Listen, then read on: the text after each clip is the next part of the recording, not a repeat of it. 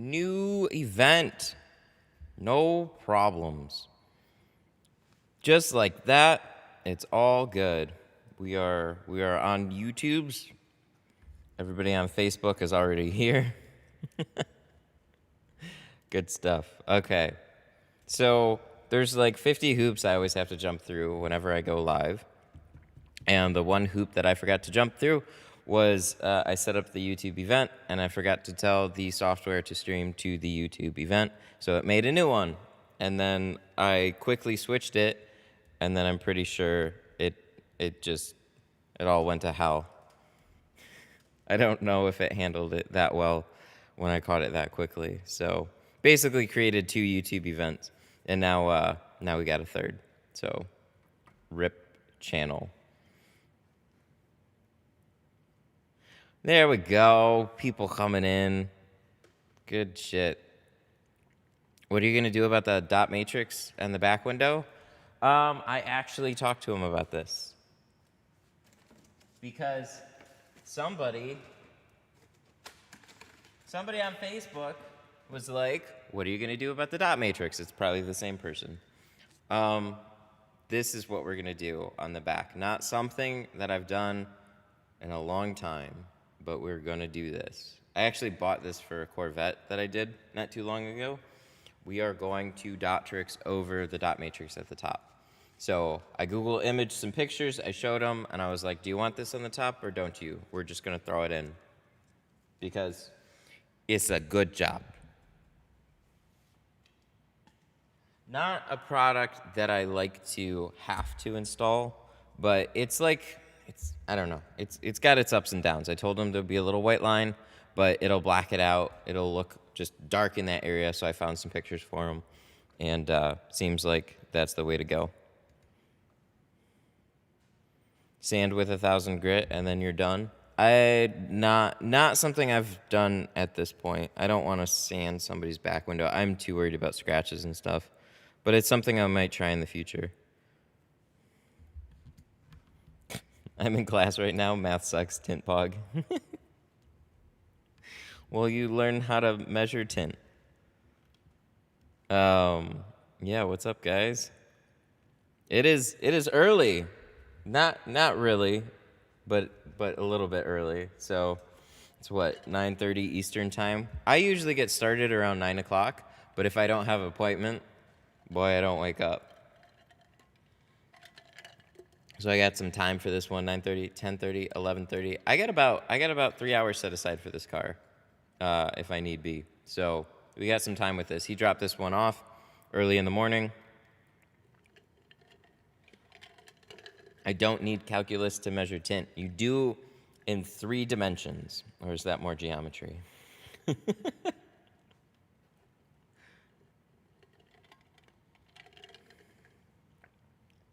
Got my Tim Hortons, and I'm ready to watch. Dude, I was going to get Starbucks this morning.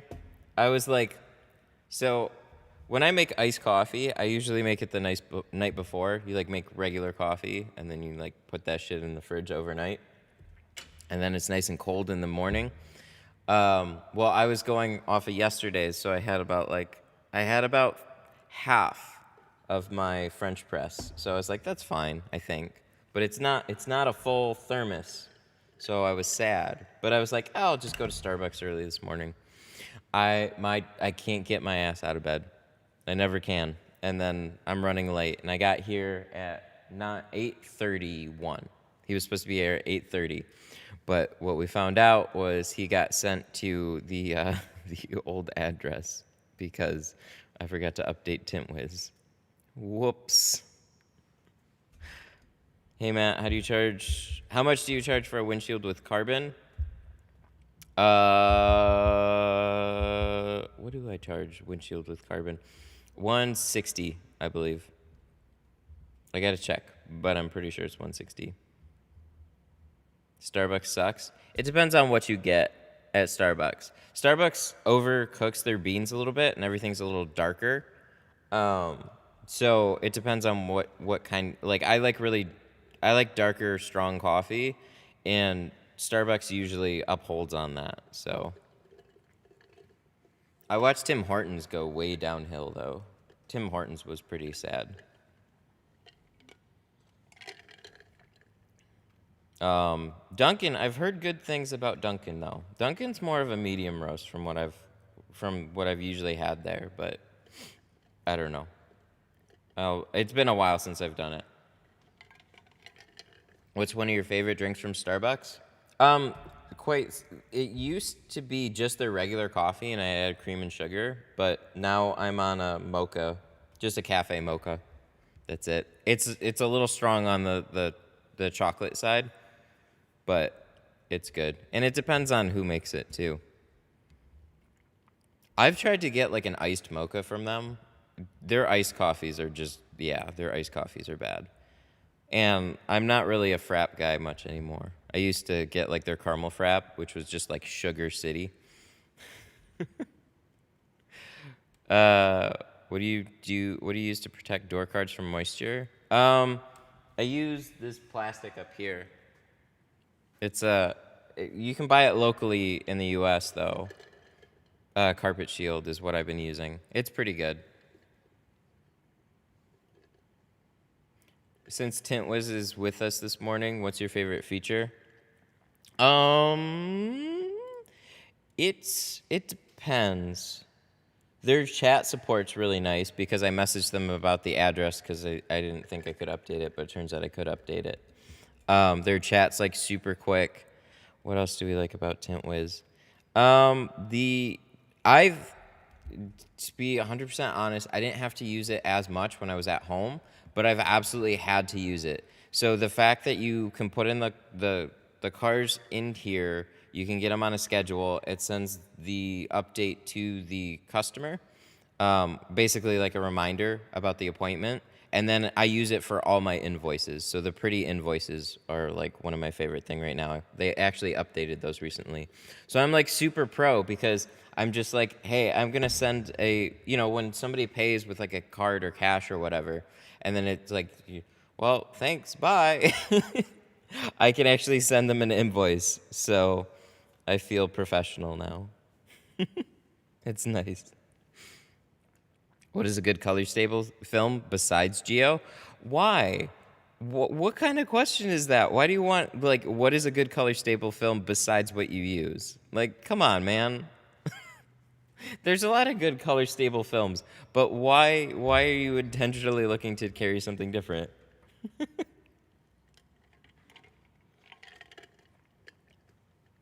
Oh, is it gonna work? Did it work? Did it already pop up?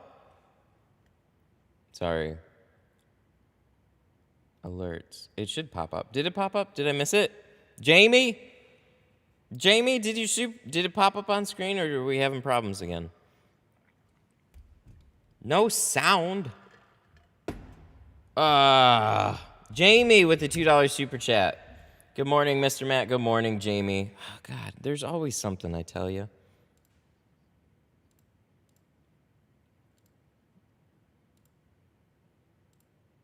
No, not yet. It didn't even pop up? I didn't think I saw it. Oh, boy. I tell you, you fix one thing, 6 other things go down.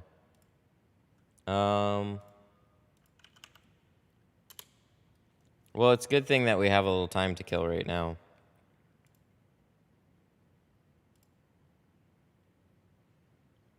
It popped up, but no sound. I tell ya. When are you starting the classes? I was supposed to start it, but there's always something. I swear to God, there's always something.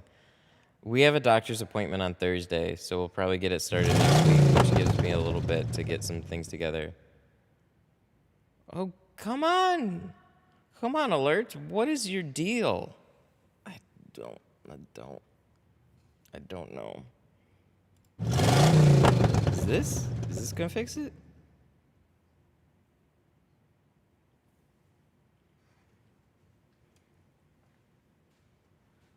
Somebody heard the rev? Wait, we didn't get another one. I'm gonna do it again. We're giving Jamie his $2 worth. Hey! Okay, we fixed it.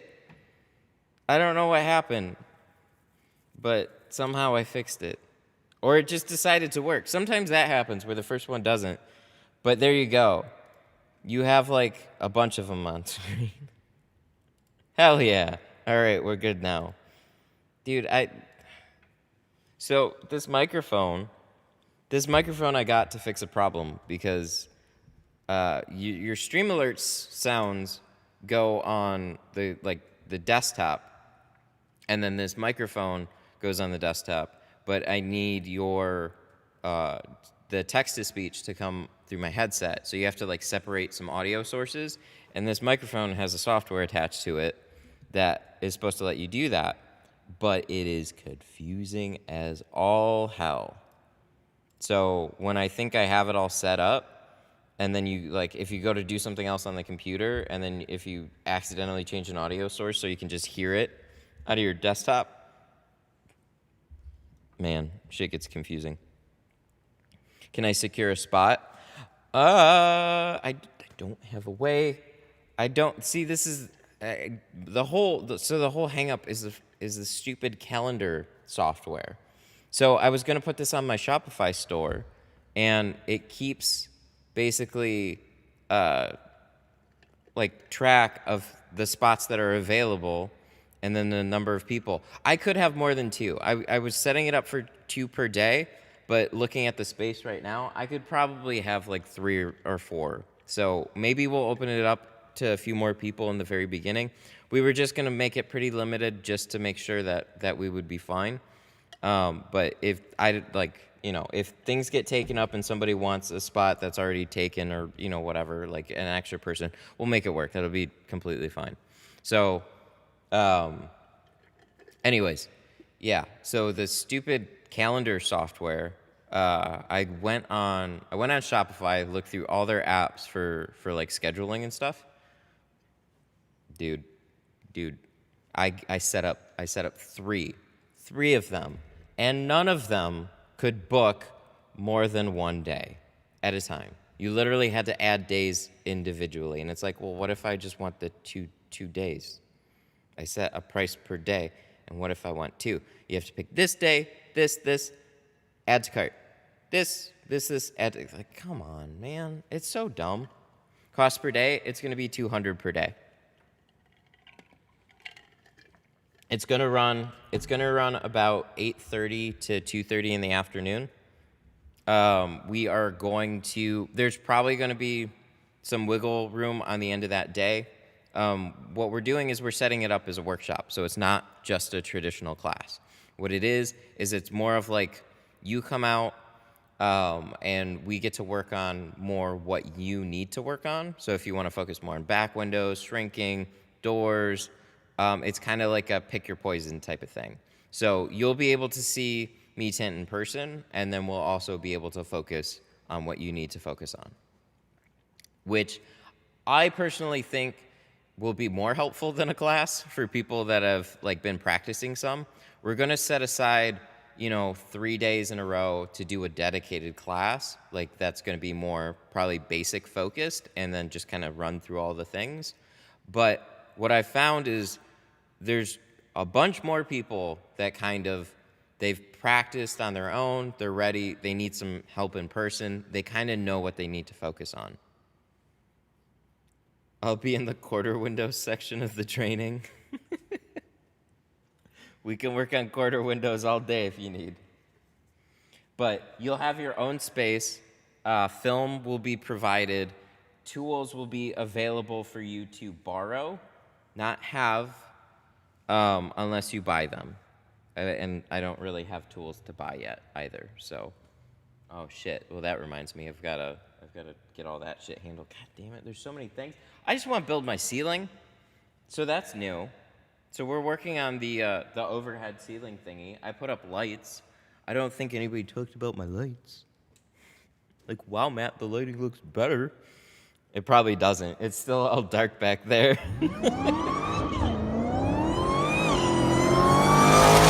Jamie! Hey! Sound's working. Good shit. All right, notification game strong. I got 3 of them to let me know you're live. So I don't know how many notifications YouTube sends out, but yeah, I definitely messed up the beginning. I forgot to switch. So it created a new event. Vroom.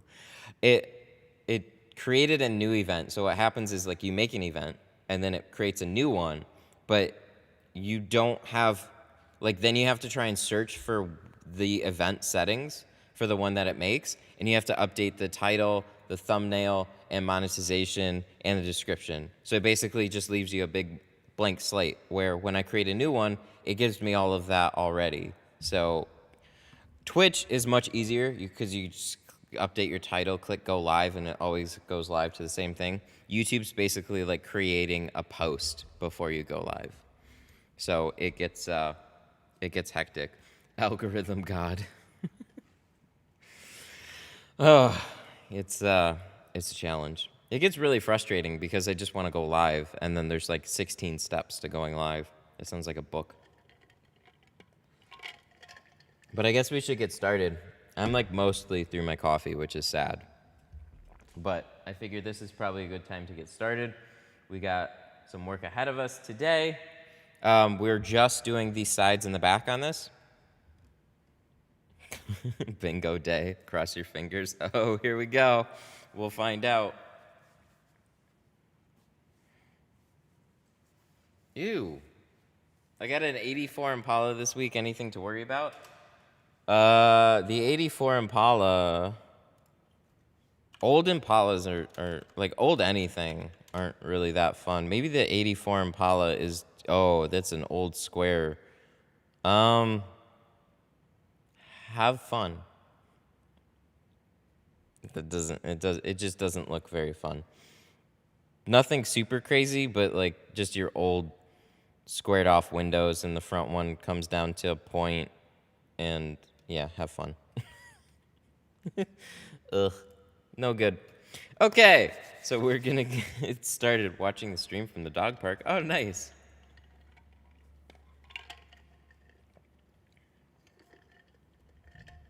How's the AC? How's the AC in the new building? But it doesn't compare to the old one.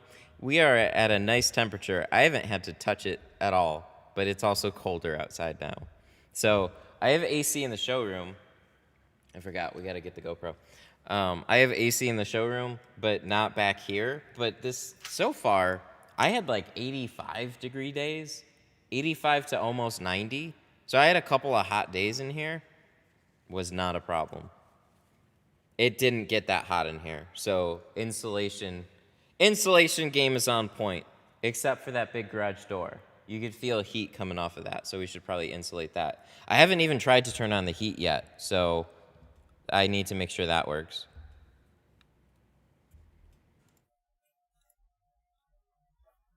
Oh, I got. There we go. I see the scaffolding. Oh yeah, that shit over there. Oh my god, dudes, I did scaffolding. I didn't even talk about the lights.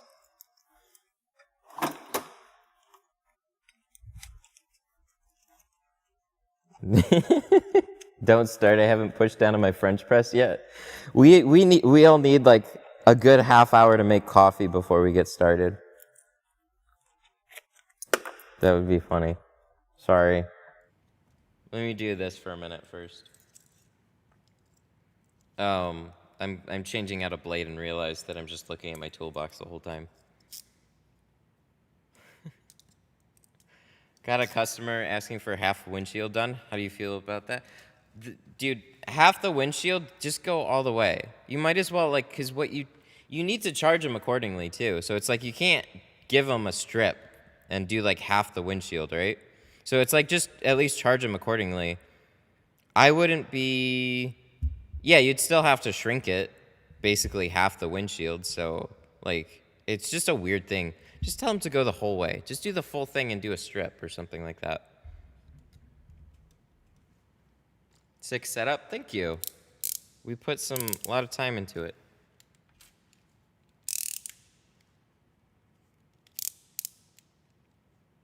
Start. Chill. Okay, so that scaffolding, yeah, I had to put the lights up so we can look at the lights. There we go. Wow. This was fun.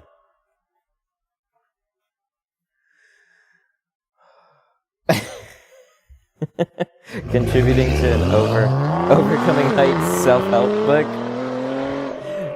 Emmanuel with a $5 super chat contributing to a overcoming heights self-help book. Bro, you have no fucking clue. Or maybe you do. Oh, holy shit, dude, it was fucking ridiculous. Ridiculous. Thank you so much for that. I appreciate it. Yeah, so I'm terrified of heights. Windshield first? We're not actually doing the windshield. We're doing the sides and back, unfortunately. I talked to him about doing the windshield, though. Contemplating.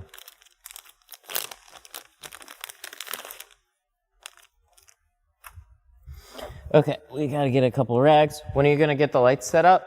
Well, we have the lights set up now. So what's gonna happen is tomorrow, sometime, we're gonna build this frame. So I have over here a 400 square foot diffuser. So this is what it looks like, basically a giant blanket, but it's actually made to be a diffuser, so it is. That fucker was $400. So we're just gonna stretch this out over a frame, we're gonna hoist it up, and it's gonna give, hopefully, a nice, soft, even light over the car. Because the problem that I'm having is you can see the car, and you can see the windows, but all the reflections, you're looking up into dark spots on the ceiling. So having a big white surface is hopefully going to make this easier to see both on stream and in person. That's the hope anyways, so.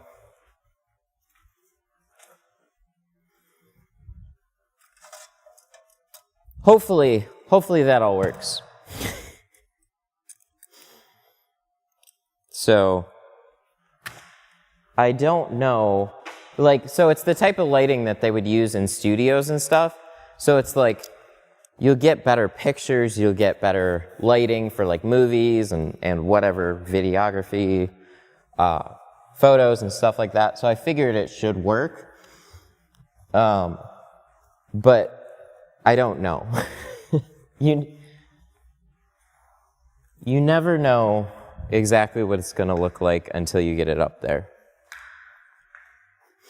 Why didn't you do the whole floor? Because this is like a $1,700 square here. This was literally my entire garage before. So we took the floor from the old studio and we moved it here. Have you worked at Auto Tint City on Telegraph? Yeah, that's my dad's place. My younger brother works there. Shout out to Auto Tint City if they're watching. My brother gave me shit over the weekend because he said hi on stream in the chat and I didn't see him. So now he gets a special shout out. Gonna have to do something about the echo? Oh, we'll try. It's always something.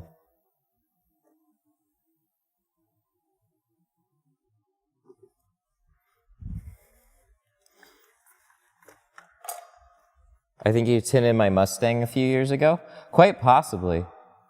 So I was only there one day a week. In the past, what was it, like a year and a half ago or something like that? But I was there full time, like years ago. That's actually where I started this whole channel.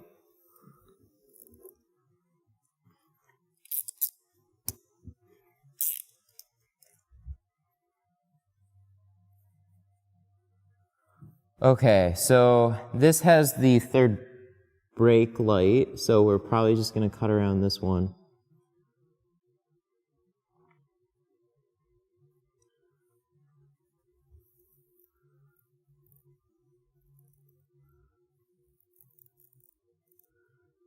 What's the deal with shaving side windows? It's cool. It's not something I've really learned yet. I'd probably file them. Problem is I've never worked at places that have given me time, so it's something we're gonna have to practice in the future. It's not something we're gonna be doing on this car. So we'll do like a real short gap.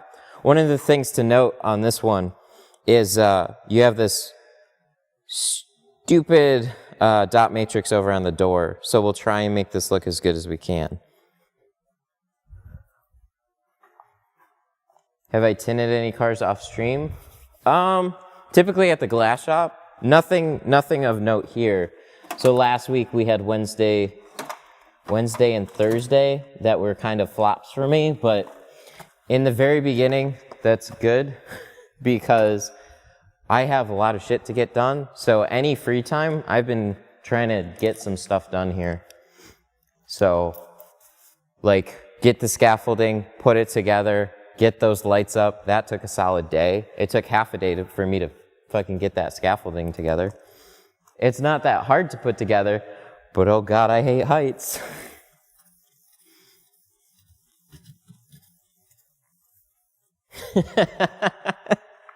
There's the true Detroit question. How far are you from a bulletproof fast food place? By my dad's shop, they had some of those. I don't have any around here, but I know exactly what you're talking about. Yeah. It's surprising. There's some that are right around each other, and some of them don't have it. But I think one of the funniest things was that Popeyes had bulletproof glass. And I didn't really understand why, because the McDonald's didn't. And then I walked into Popeyes, and there were some people that were real upset there. And I was like, oh, okay. I think I understand now.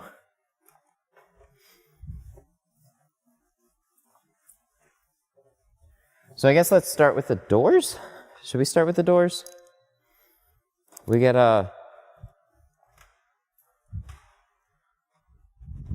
for sure, I've been to the Popeyes with bulletproof. Yeah, man.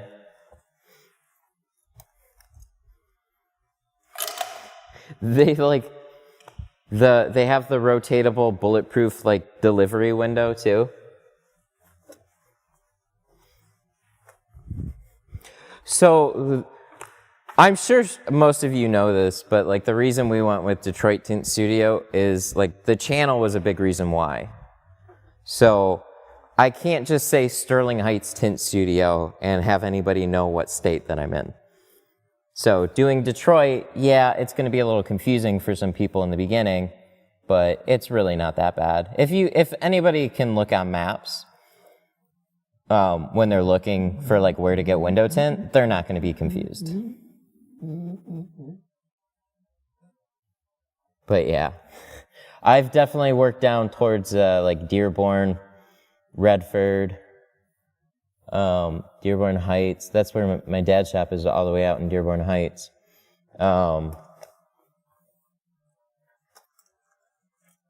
Lakeside Mall. Yep, that's out by me. We're also not far from the fancy-ass mall, too. What is that, Somerset? Where they have, like, the whole building with, like, Gucci and whatever. I go to the other side with Chick-fil-A.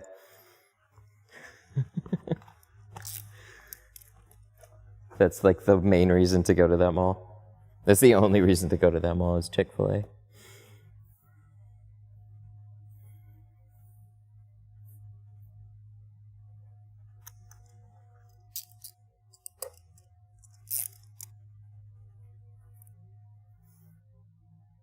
Is this a tint stream? I think this is a tint stream.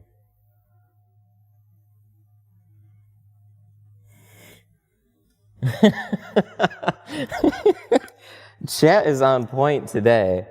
I named my shop Quick Shade, and I'm the slowest person around in my area. That's fucking great. Wait, is the GoPro's not available, is it? I thought there were rumors. They haven't launched the GoPro yet. Did they?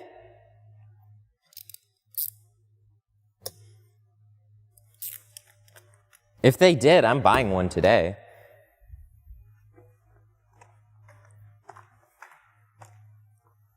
Hang on.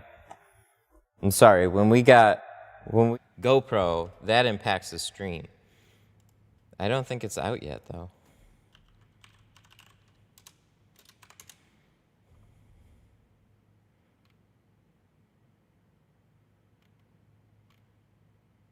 Wait, what?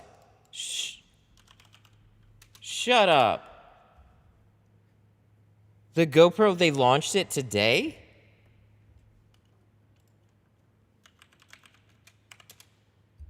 Why don't they send me one? Shut the fuck up. It came out? Oh my God. Pick up in 1 hour? What the fuck? I would have been there, like, now. Yeah, but I gotta get it sooner. It's $450 right now? That's the price? Dude, this is like the quietest fucking GoPro launch I've ever seen. Did they announce it? Like, did they actually just announce it? Because there was like, there's GoPro rumors, and then usually they don't release it till like October. They still didn't do anything about the flip screen and media mod from the last one. Do I need bigger batteries? What the fuck?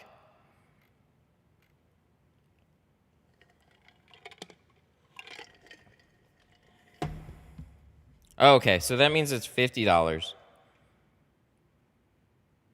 Sorry, guys. Everything comes to a grinding halt when we're looking at GoPro shit now. I mean, look. Ooh. Be the first to write a review. How about the first to go buy it? All right. The 8 is good enough? No, that's the wrong way to look at it. If we can make a minute improvement, we get it. What's the bottom? So the bottom's it's got the same stand. My question is the batteries, too. Are the batteries the exact same? Sorry, we gotta stop the stream. We gotta go get a GoPro. Go get it, we'll wait.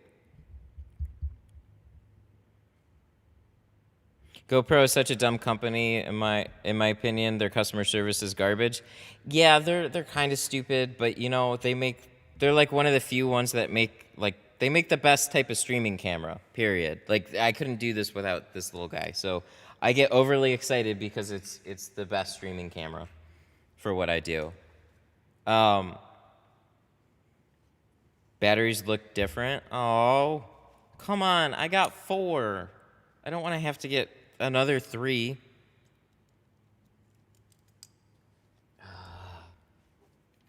So I when they released the GoPro 8 with these little blue batteries, but like a few weeks before they launched it, they had them on clearance in Target accidentally. So I went to like 3 different Targets and I bought extra batteries. It was great. Every time they went up to the counter and they scanned it and they're like, "What?" Well, it's marked down, so I guess that's what it is. It was great. I got them for like $10.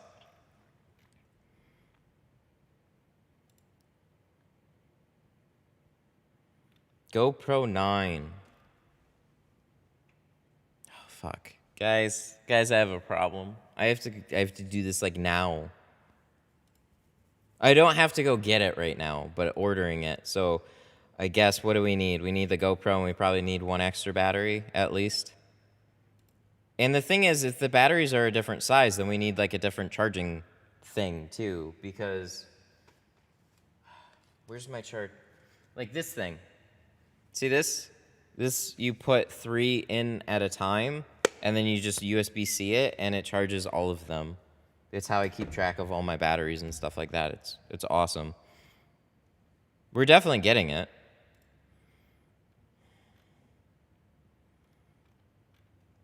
All right.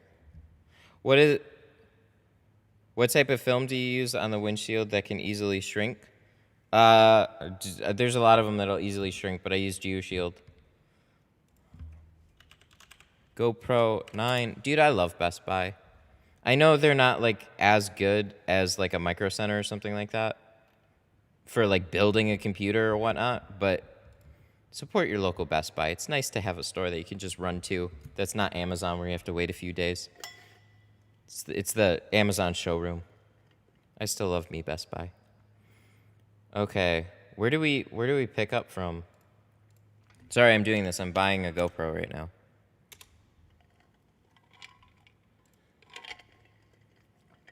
Best Buy like price matches. They don't care about returns. Accessories. We don't. All we need is the headband, and we got the headband. What I need is literally the GoPro and batteries because we're just wondering about stream quality. Okay, where am I? Okay, so here I am. I was so sad because I was out in like West Bloomfield and there was one down the road and then it went out of business. And like we literally like saw it start to close up and I was like, the Best Buy right down the road. I gave them my business and they closed on me.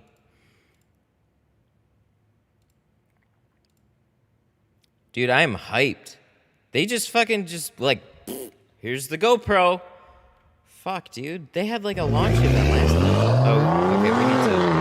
Let's go, guys. We need to pay for a fucking GoPro. All right.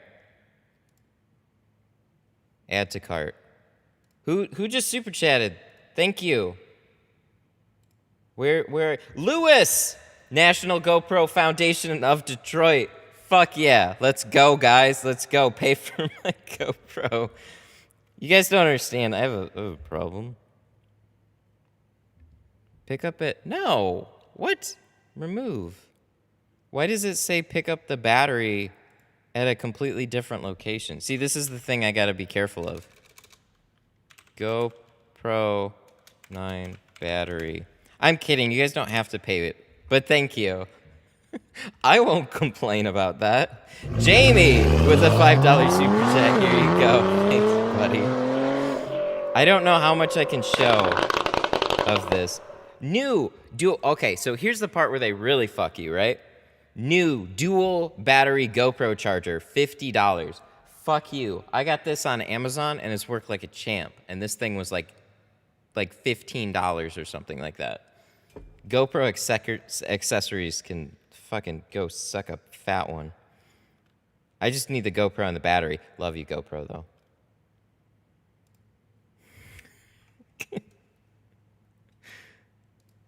Hell yeah! John with the $5 super chat. This is for more shark shirts. I was looking through shirts this morning, and I was like, am I wearing the shark shirt again? I guess I'm wearing the shark shirt again. Thanks, man. It's not for the shark shirt. It's for the GoPro. That's what we're doing. We're buying one right now. So we're going to get an extra battery, and we're going to get the GoPro. We're probably going to have to get another one on top of it. Would you stop? Best Buy, you are disappointing me.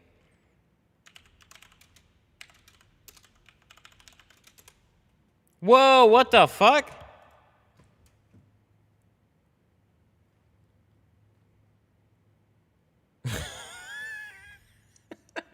Jamie! Sorry, I read the comment after him. Jamie with the $20 super chat. Sorry, I hit the wrong amount. Dude, thank you so much. That's fucking awesome of you. Holy shit, $20. Fuck yeah. That literally buys the whole battery. Fuck yeah. Thank you. Bingo. Ray said, I used to have those shirts when I was 6. I have like 5 little animal shirts now. You know what? I'm going to be a dad. I got cargo pants. We're fucking throwing all style out the windows now. My wife likes it, so I keep getting distracted and like I'm trying to figure out.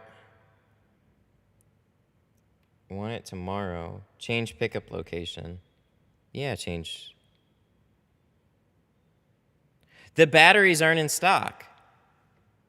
Tuesday, the 22nd. Oh, glad I saw that. Okay, so we don't need GoPro battery. We just need GoPro. So I get new toy today, though, because they have the GoPro available. Pick up in an hour. Hell yeah. Okay.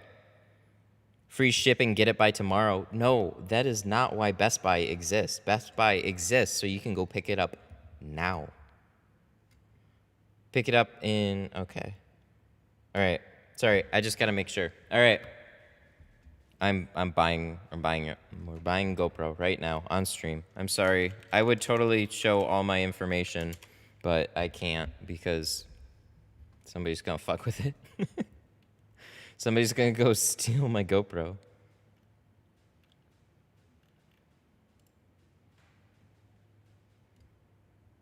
GoPro! In store. Coupons found. Let's go, honey. Find me some coupons. You have the best price. How many of you guys use Honey and it never impacts the price of what you actually buy? You have the best price. Oh, shut up. All right, I'm sorry. We're almost done. Wait until the wifey. She's probably hearing about it now. We got a car to tint, but like we also got habits to feed. It's cool because we'll get the light and then we'll get the new one. What I'm excited about is they upgraded the sensor. It still does 1080p streaming. And if the battery life lasts longer, those two things mean the GoPro's not going to die so fast. And then maybe it'll look a little like a smidge better. Who knows? Okay. I'm just trying to reread everything because I'm like 90% sure that I fucked something up somewhere and then it's like I bought it in a different state. Thank you. Okay, it's bought. Oh yeah, like my order number. I can't show you guys my like order number and shit like that. Okay. All right. GoPro bought. Good shit. How long for shipping? It's available today in an hour. So we got to tint this car quick. All right, let's go back to the stream. Sorry, would tint. I had to.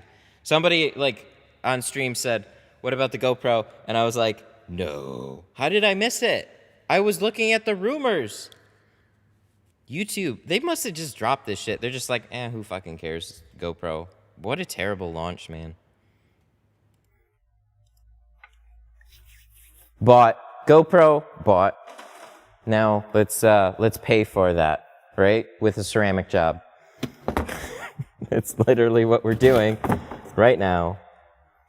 Okay, so we have oh no. Let's not do that.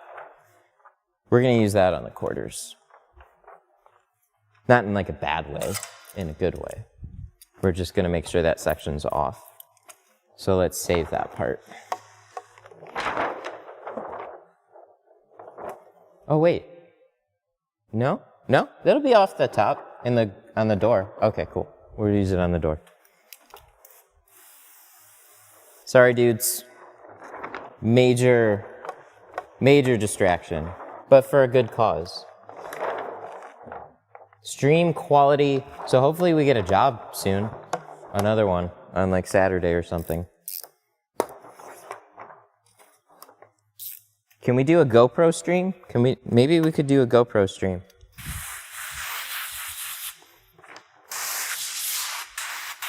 Maybe we can do a GoPro stream and plug. Ooh, that's an idea. That's interesting. Guys, my mind is going right now. So here's the plan.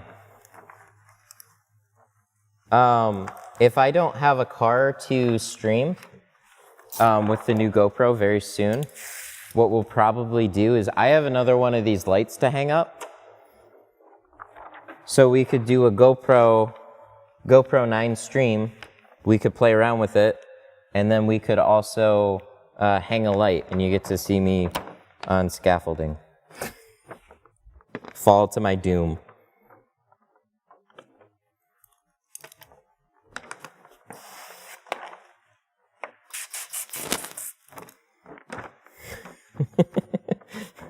You should just have a drone hovering over you.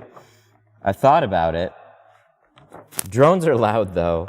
You'd literally the whole time be like, me. Live stream your fear of heights. You can test the waterproof sweating in fear. Oh, you know what? Let's single cut these. Let's bring this over to the other side. I was going to double cut. It'd be better to single cut this. We've lost all sense of focus because we're upgrading.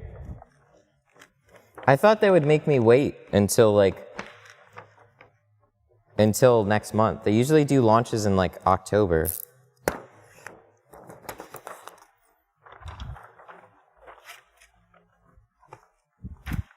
We are due for a much needed upgrade.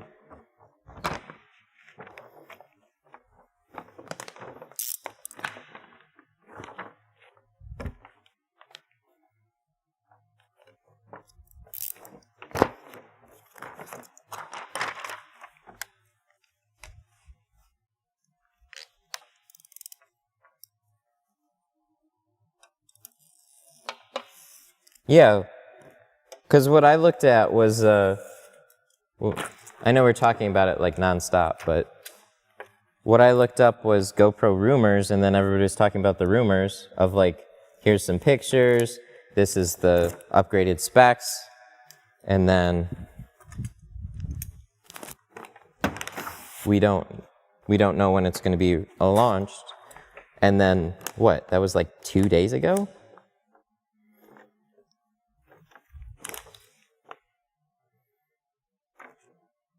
Do I have any liability insurance? Not yet, but will soon.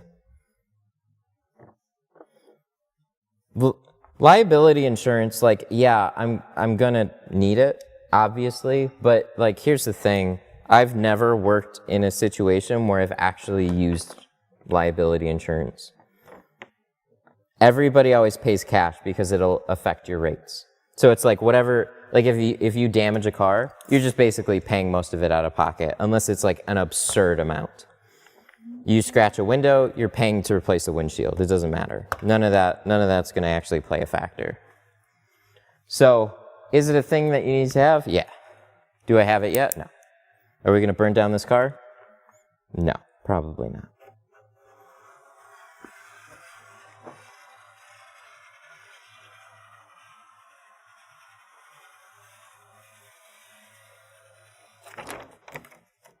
The more important thing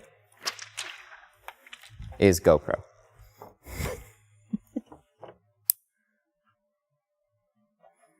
Was gonna say you should look into getting security cameras.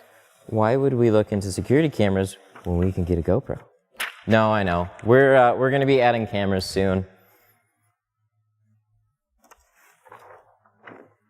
There's a set I'm gonna go pick up. I don't want to run wires. I don't want any of that. There's one that runs pretty well wirelessly, and we'll just put a couple around here and one up front, or a couple up front.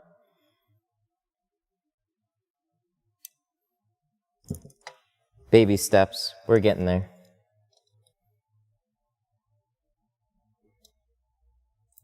I currently use my streaming rig as monitoring cameras though, so it's like we just don't have a full security system yet, but like this shit's still being watched. I have enough eyes.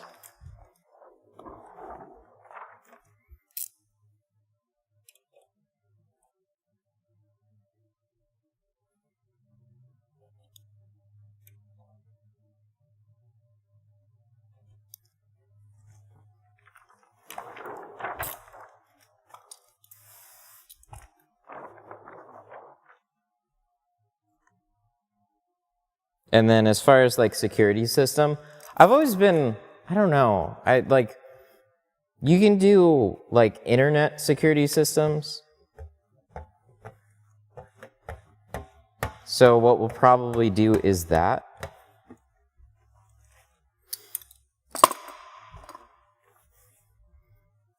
Don't want jerks stealing your sectional. I know, right? We don't want that. Please take it. We don't want that to go missing. Go ahead, it's fine. Let's see, let's put that there. This is my long extension cord. Why you tape the edges? We tape the edges to keep them safe. So when we cut on the glass, we don't scratch it.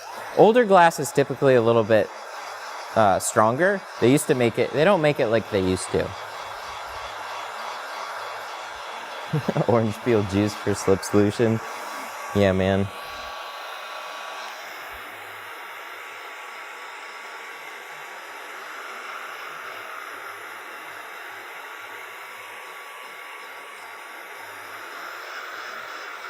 We have not looked at a single review. All roads lead to GoPro. I'm hoping, so if the batteries are bigger and different, I mean, I'm a little annoyed that I gotta get new batteries, but I really want them to fix the battery issues on here, because you're talking an hour and a half before the GoPro dies on stream, and it just would like it to last longer. So whatever more shit they can eke out of it would be fantastic. And upgrading the sensor size. So for those of you that don't like cameras, they make them better by making the sensor bigger. So cell phones, even though you have like 4K, 1080p, none of that matters as much. When you get a bigger camera, they have bigger sensors. Bigger sensors allows more light to hit the sensor.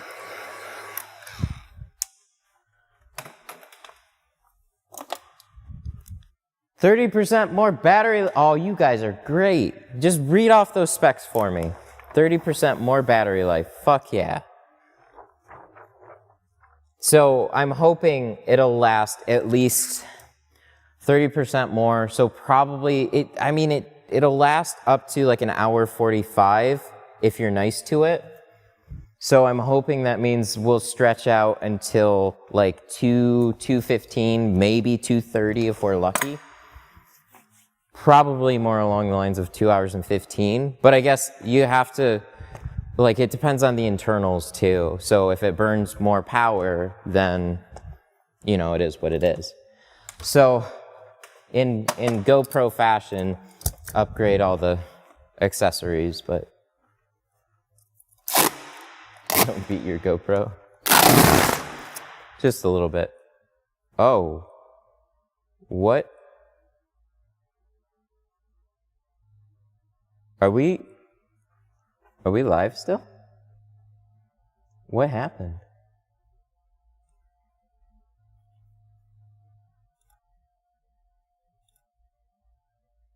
We're still good? Okay, that was weird. Sorry, guys. I pulled this down. My monitors flashed on me. Both of them. So, like, I have no idea what pulling this down would have to do with all that shit flashing. But,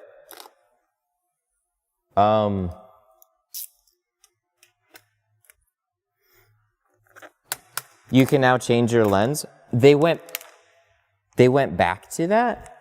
So the 8, they're just like, nah, we're not going to have replaceable glass in case you break it. But now with the 9, you can. What a GoPro. This is, so for those of you that are wondering about this plastic, this is the type of panel that it doesn't stick to, and I have no good explanation why. I wouldn't say this has grease or anything on it. It's just a stiff plastic. Sometimes it sticks to these and sometimes it doesn't. So this is one of those where it sticks to all the accent pieces and stuff, so it'll hold in place. But it's not going to provide much of a seal. Who's buying one with me today?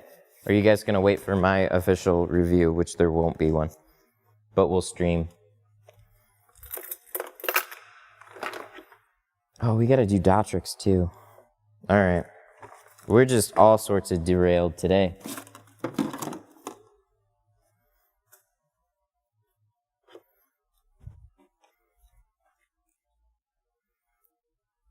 GoPro lets you hot swap the battery. Yeah, that's what we're going to hope with this one.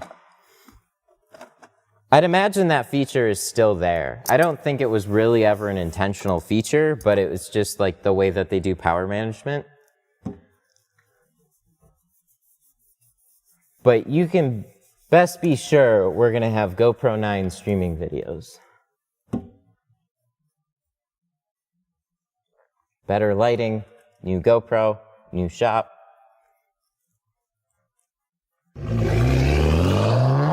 Super chat. Oh boy, who was that? Charles! Charles contributing to the GoPro fund. Thank you so much, buddy. He didn't even write a message, just $10 super. Thanks, man. Good to have you back. How you doing? We bought a GoPro.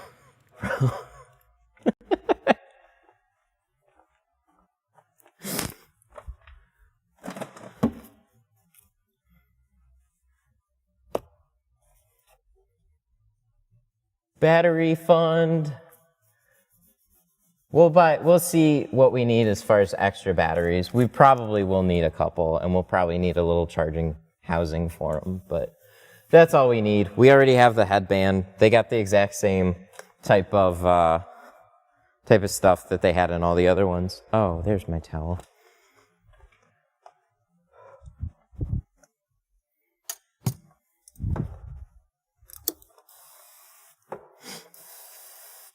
This looks a little hydrophobic.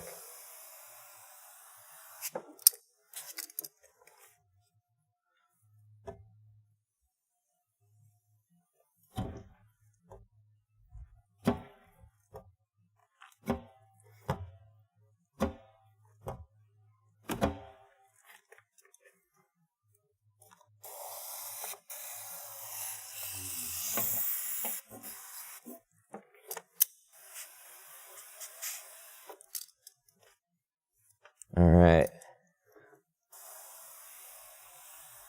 How much for tinting this car?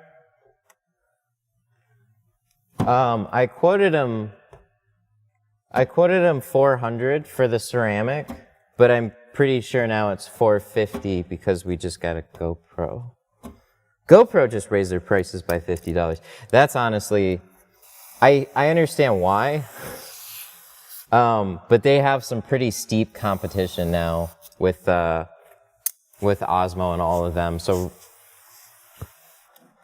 all the Osmo Action has been like, what? The Osmo has been like $350 and stuff and came with the front screen. Dude, GoPro's gonna like, I feel bad. I don't know how long GoPro's gonna survive. They're publicly traded, so that's just never good for their stock.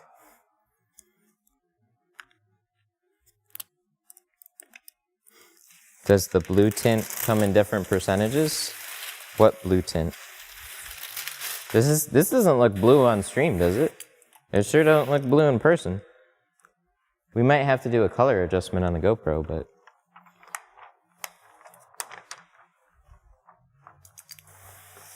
he's got blue mirrors though, so that's interesting.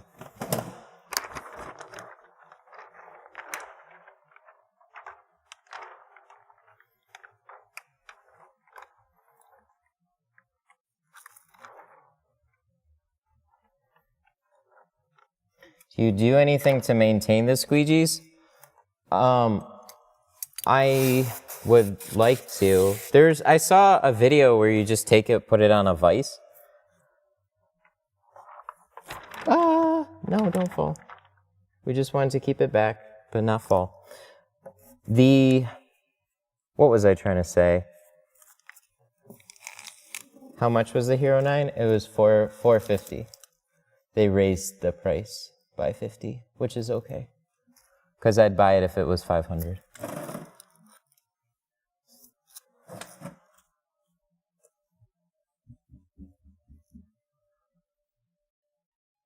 All right.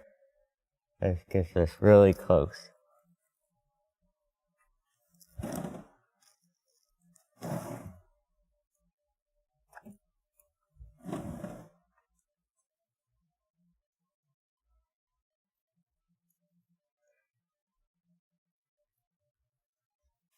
Wow, just lots of questions on prices.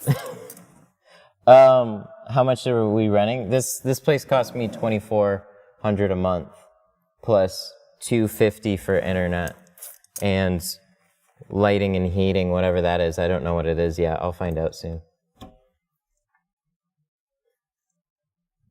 Ooh, we are right on that edge, boy. Just got my package. Is that what that comment was? Awesome. Hell yeah. Thanks for the order. I really appreciate it. Fund the GoPro.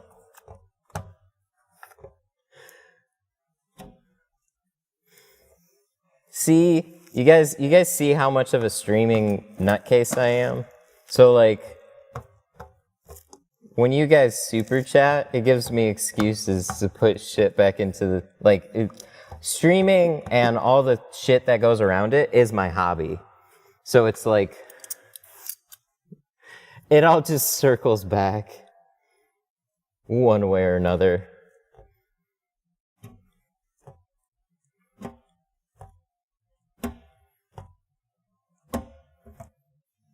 I just can't believe they released that shit today. Just like, here's the GoPro. And you're like, wait, what? Really? Best Buy has it. Oh, okay. Cool. Guess that's my day. I don't know if I streamed. I don't know when I would have saw that. What a quiet launch. And I was literally looking up GoPro rumors. So they must have not had any announcements. They must have just been like, well, there's rumors, so I guess we should probably fulfill those rumors. So the review, we're not ever probably going to have an official review video, but if I find some notable things, I might make a video on it. The official review for me is just however it impacts my stream. So what we hope is that there's no drastic bugs right out of the box, and then we just stream, and that stream is then in a better, little bit better quality. So like I mentioned earlier, the thing that really impacts camera quality is the sensor size. So GoPros are so small, they can't have very big sensors in them. So if they beefing it up a little bit, for my use case, I just want them to put as big of a sensor as they can cram in there. That way, you guys get more detail. Colors are better, everything's a little bit better, and everybody can be happy. That's my wish for it. And then with upgrading the battery size a little bit, that means I don't have to worry about it just pooping out. So those are two things that might seem basic, but I greatly appreciate, because there's no other types of features that they could randomly add that I think would be beneficial to like anything that I do other than battery and camera quality. And those are like the two main things that they're always gonna do. Oh my God. T-Jet with the super sticker. Coffee, what's up, buddy? $4 super chat. Thank you so much. I really appreciate it. I will have a sip with you. Contributing to the GoPro fund. If GoPro ever wanted to sponsor somebody, dudes. I know they send out like review units and stuff like that, but I mean, I'm only going to buy one, and I'm only going to use it for streaming. But it seems like they're starting to take streaming into consideration, because they put out like an update a beta update to plug it into a computer and use it as a webcam. But what I really need them to do is integrate the wireless functions with the local computer. And then that way I don't have to use any type of third-party software. And then I can just, you know, stream like I want. Oh, that's weird. We gotta pull this a little farther down. Let's get rid of that. Cool, and we got extra. So sorry, dudes. This went from being a BMW ceramic job to being literally a nonstop GoPro discussion. That's it. Why didn't I start a tech channel? Because I need things to do with... Tint is my outlet for my tech. And Tint Tech stole my name a long time ago.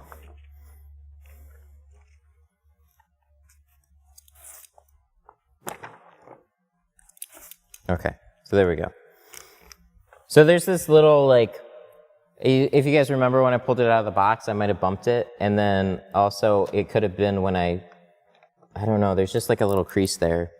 It's right on the bottom. So it's in this spot that would show 100%.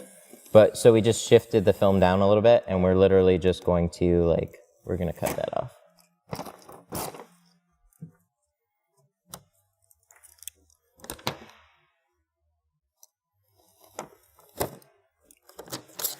Why do you cut the lower end? We're using a 40-inch roll in half, so this goes to habits. On just making things a little bit easier on handling the film, but you don't have to do it this way. Hell yeah!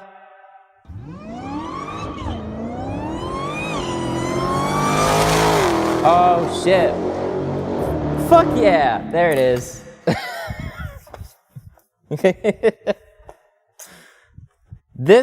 This guy with a $15 super chat. Glad to see you're doing well.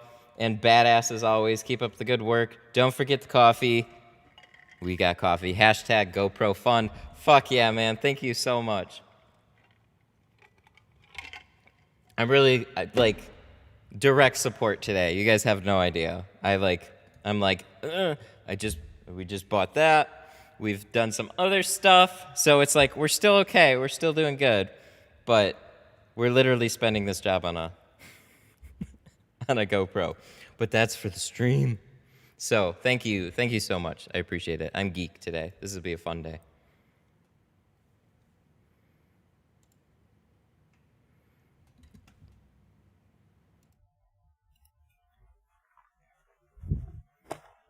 The new GoPro has a 23.6 megapixel camera. Do they give you like a sensor size on that by chance? Megapixels is helpful comparative to like the last one, so that's cool. So what some do is a catchy thing was like a 1-inch sensor. So as long as they've actually upgraded to that, fuck, it was here too? I missed that one. You guys see this? That's right on the dots. That's a no good. So we're gonna use this for the quarter window. I missed it. So we put a few little creases in it when we pulled it out of the box. But that'll fit there. So we do have a 24-inch roll, so we're gonna have to unbox that. It's all right. So now we'll use the factory edge. Oh, 20-inch roll. That's interesting. A 20-inch roll shoved in a... Oh, that's where they put it. Oh, Geo. Thank you. Ooh. You guys see these? What time is it? 10:40? Oh, fuck. We'll have to look at these later, but they actually gave me Pro Nano brochures. So we can slap this in there, too. I know you're supposed to give it out to people that are asking, but like warranty cards, brochures, they keep it classy.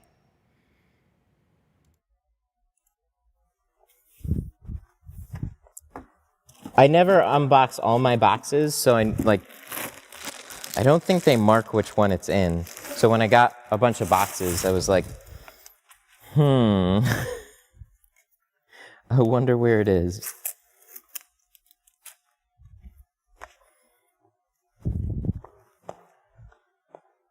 All right, so this is a 20-inch roll.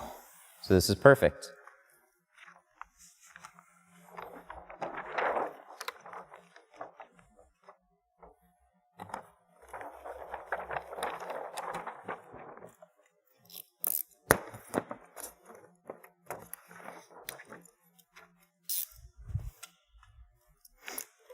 My tint supplier has 60-inch rolls to cut it any way you want. Yeah, that's the way most of them do it.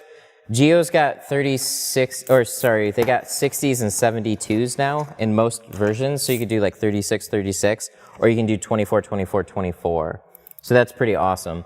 The way I used to get it, and still would probably recommend, is 36, 24. But, so the reason being is like, it's easier to take a 20 and just put it on a door. But if you can take a 36 and split it in half, you're saving just a little bit of film. And that's nice. So instead of using 20 and 20, which adds 40, 36, 30, or 20, or 18, 18 is what you're using per door. Sand the matrix, 1,000 grit, and you're done. I'll have to pick it up. So this also, what I'm noticing too, is this flat edge is not flat, it dips on the sides. So we're gonna trim that to make that nice and flush anyways.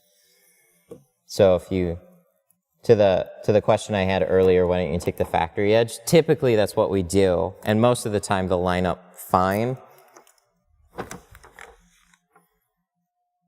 So we're gonna just cut it a little bit and then make sure that's nice and even under the seal. There we go, something like that.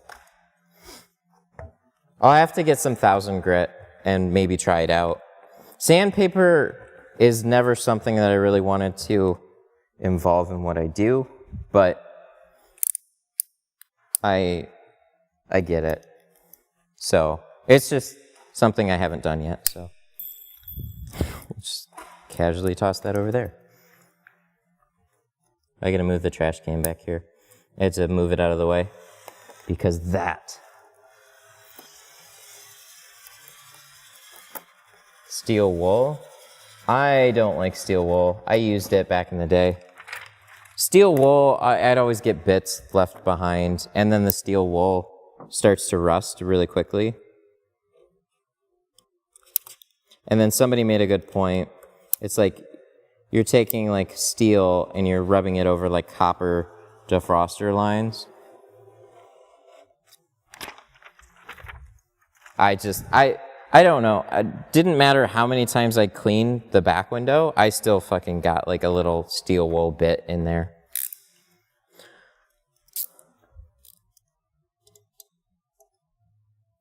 That was always frustrating to me. I'm not saying it happens to everybody. The blade is a 30 degree NT carbon. Some people are saying the black ones now. I thought I used the black ones over at a different shop, and they didn't seem to cut as like any different. So I don't know. I'd have to get both and just compare them fresh out of the box side by side.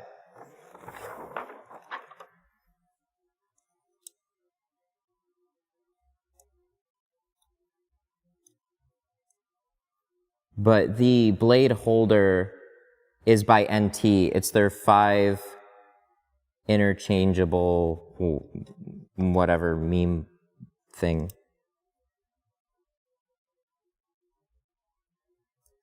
Ooh, yeah, for sure. Are the pop-up windows on an extended cab a pain? Yeah, typically they are. So if you can take the hardware off of them, they're really straightforward. But a lot of the times at this point, trucks like that, the hardware is rusted and almost fused together. So They just don't come out like they used to. And in that case, you just cut around all the hardware. And you might see like either a little gap or something. There's been people that have recommended like a black silicone or like a really fine bead. I think that's a great idea to like seal in that edge. That'd look super clean.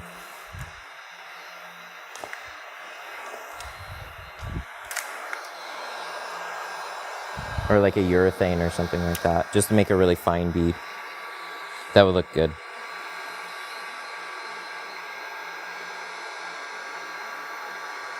Ooh, 03 F-150 extended cab. Yeah, there's no real good way to do those other than remove them.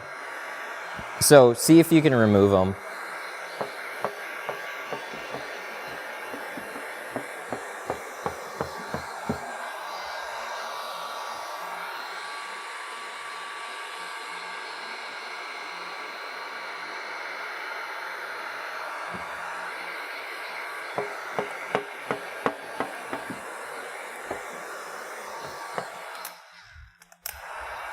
Try a heat gun. Yeah, that could probably work. I mean, I'm sure there's ways to get the window out and the hardware off. It's just how much pain and suffering is it going to take to get there? So I'm always like a little worried about breaking glass in that case if you like have to really crank on it or something, but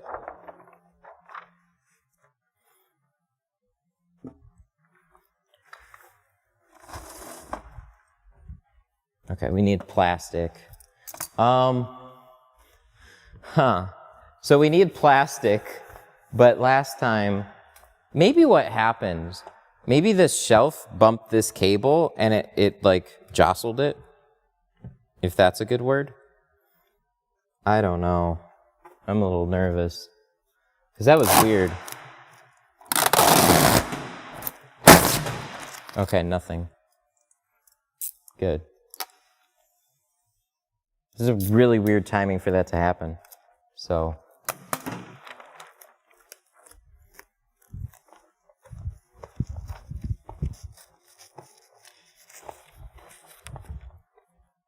$1997 Ram. Ugh, you guys are not getting fun trucks to do. Where did the stream go? No, you shitter. I see you.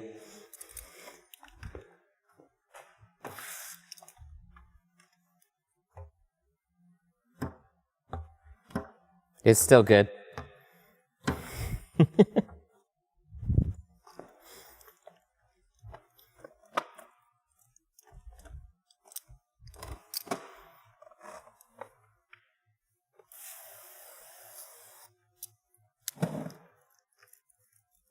So the first one went pretty well.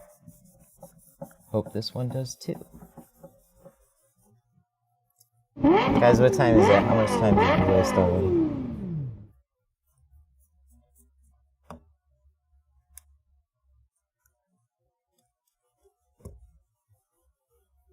Super chat. Guys, who super chatted? Somebody's got to leave. Thank you so much for like the $3 super chat. Or $2. Or whatever. I heard it. Thank you. I didn't catch a name though.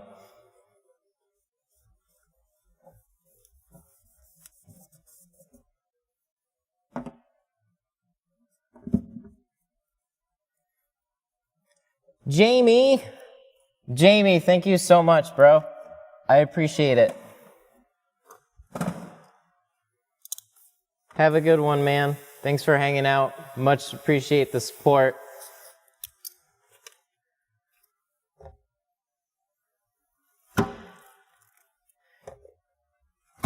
Is this what you would do on the Challenger? Yeah, Challengers, Camaros, Mustangs, any two-door coupe, I'm going to tint the same way.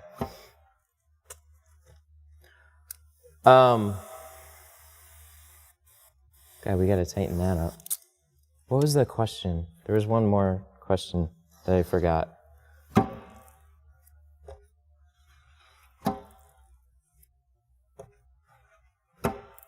Oh, what one's more effective? Clay bar or razor blade? They both have their unique cases. So if you have stickies and stuff on the glass, a razor is going to be better at removing that. If you have general contaminants on a window, clay bars are going to be good for that. So like, think of a razor blade, it's literally just a scraper. So you're like surface scraping the glass. Clay bar is not quite as big as like as a deep clean scrub or something, but it does a really, really good job. So if I had to pick, I'd say use the razor first, scrape the surface, and then you use the clay bar after that to like help pick up any type of little specks and stuff like that. And then also squeegee, that's like what the squeegee's main purpose is to get rid of everything. So think of a squeegee like a big vacuum. Just like swipe it off the glass.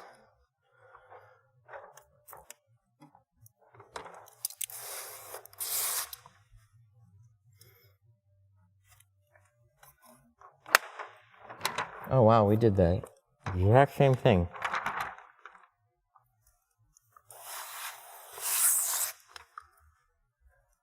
I don't like leaving those overlapping edges and stuff, because like what we're gonna run into is this right here. You gotta keep this moving a little bit. And what we're overly concerned about is just it tacking up. So sometimes when you gap it over the top edge, it can stick on you.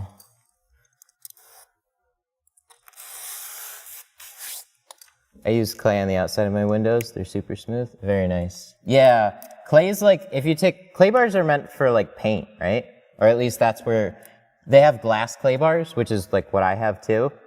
But like where they first made their way is for like super cleaning paint. It makes it baby smooth. Cleaning like tar and little shit right off the surface without scratching the paint. So like think of that with basically glass. It's cleaning lots of surface contaminants off of it.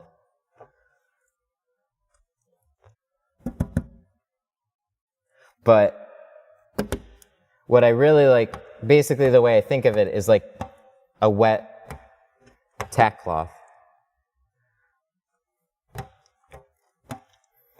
Super chat. Guys, who super chatted? Thank you for that $5 super chat. We are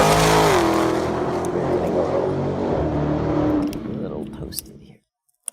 There we go. Just get it smooth out. Clay barred my whole car, took 5 hours. Yeah, it definitely does. It's detailing, man. Alligator, what's up, buddy? Thank you so much for the super chat. I'll hang out in between clients. Good deal. You missed the fun already. We bought the new GoPro.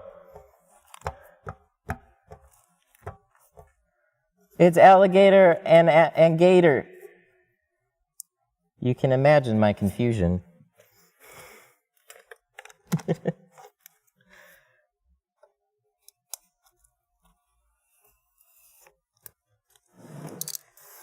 Can normal clay bar be used? Yeah, absolutely.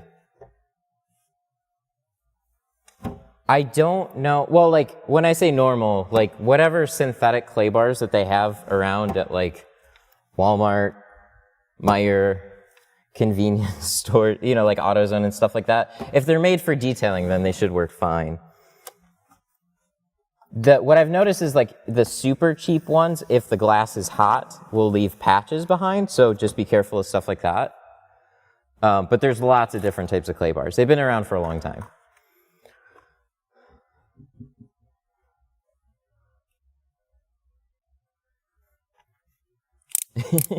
How much longer till you pick up the new GoPro?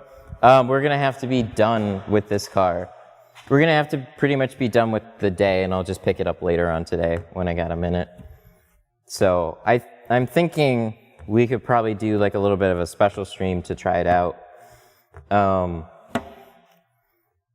I have one more light that I can install. So see that middle light? I can put another one back there before I put my diffuser up. So I get my chain hoists tomorrow. So we'll probably do something.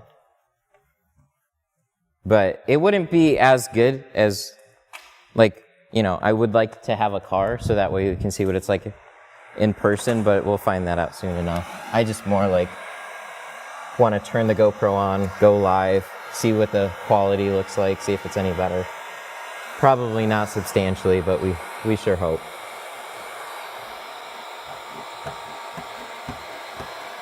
But yeah, we'll climb. Here's what I figured we could do, is we can climb up on the scaffolding. You guys can see me freak the fuck out while I try and install a light, and then hopefully we don't kill ourselves.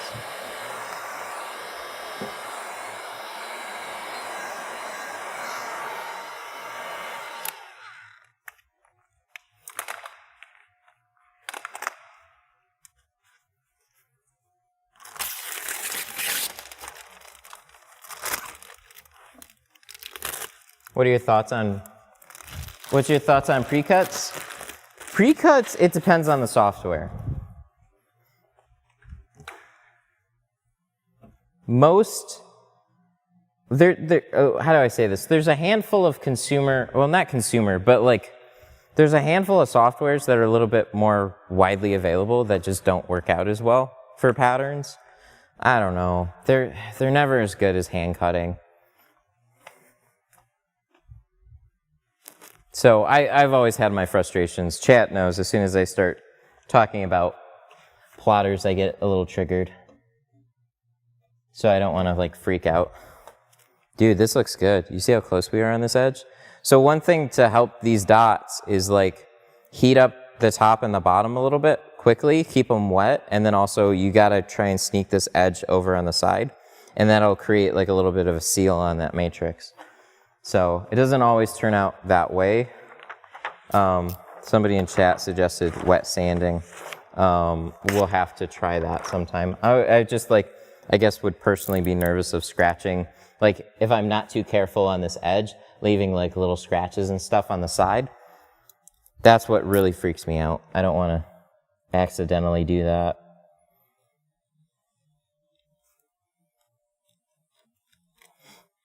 The little squeegee, that's Orange Crush. I just cut it down. So you can take any like 5-inch squeegee, cut them down, and then use them as like little quarter window squeegees and stuff like that. I like them way better than stuff like the yellow turbo. I never liked the yellow turbo because it always seemed to leave smears behind. But they're still widely used. It's just not something I typically use.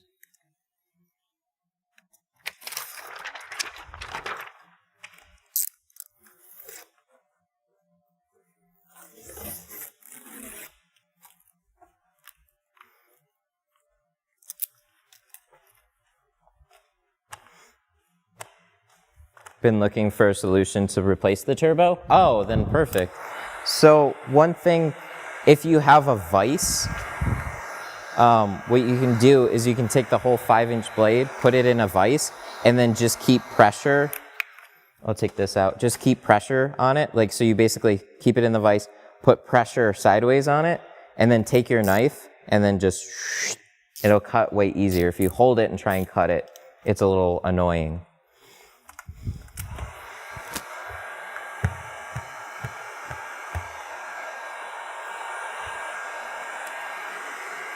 Good idea with the white tape so you can see the outline. It's definitely helpful for that, but this one in particular, I cut on too. So if you use thin pinstriping tape, you'll cut right through it really quick. My glass aid that's what I call it. It's much thicker, so it protects the glass, so the blade's not really even touching the glass either. So it's a twofer.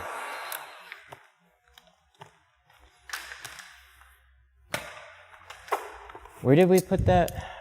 I thought we had an extra piece. Did we throw that out?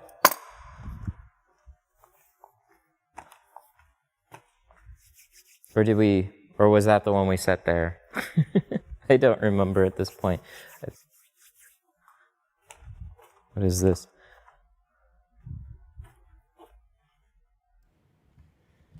Alligator!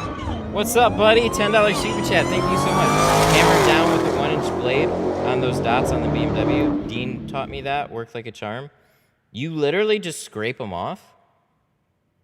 Wow. I actually did not know that either. Dude, that's awesome. Hell yeah. Too bad we already have it tinted. Shit. Dean Mitchell, the god. Yeah, he's So I told him this in person. I actually saw Dean at the Tint conference, and you guys know how much I get really frustrated at like plotter software and stuff like that. But I had to tell him in person. I was like, you are the only person that's ever given me any faith in plotters, and I really appreciate that. You can tell the amount of work that he put into his pattern. So, but then XPEL locked down the software like a little bitch. They do it for a reason, okay? I get it. But I'm like frustrated because I can't just say, go use their software, because most of you guys probably can't. We can't. But thanks for that tip.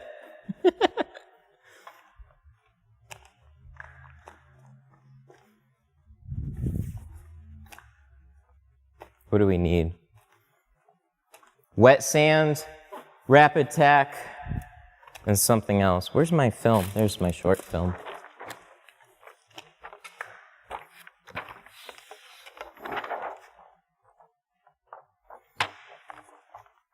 I ordered Lexan, and first, it was so curled up, it made first time learning really hard. You know, you guys will hear me from time to time say, it's not going to be the same. It's not the be-all, end-all for super cheap, right?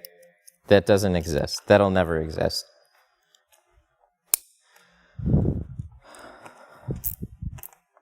So if you want a more economy film that's good to practice with, there's the charcoal on Tint Depot. I think they mark it as the 2-ply. It's like, I think it's got like a 5-year warranty or something like that. That would be a better one to practice with. So like with a film like Lexan, you're also going to notice it's much tougher to shrink.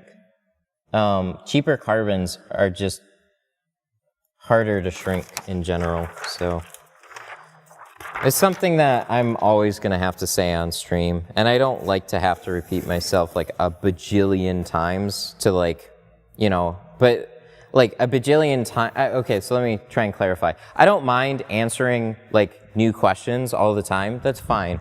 But like what's really unfortunate is there's a bunch of people that just like, you know, they look around, they hear about Lexan, then they have a bunch of issues, and then they think that it's them. When a lot of the time it could be, but there's things in place that can make a film more difficult to learn. That's usually like just general shrinkability. So you can have cheap films that are really easy to shrink. Lexan is not one of them. When you have a cheap carbon, you have additional haze, probably poor adhesive, but mostly the haze. But shrinking and haze are like the big ones with cheaper carbons. So be wary of stuff like that. I don't like bad mouthing either. I think that, like, I don't know. I never feel good bad mouthing like a film or something like that. So it's not something I ever like to do. Plus I feel like that makes me sound pretty biased towards what I use. And I would just rather like keep everything anonymous, but okay. Okay, so there we go. We open one. Oh, that is I love those vents just slowly open. Cool. So we don't need to do anything about the front doors, but these little vents, they push open.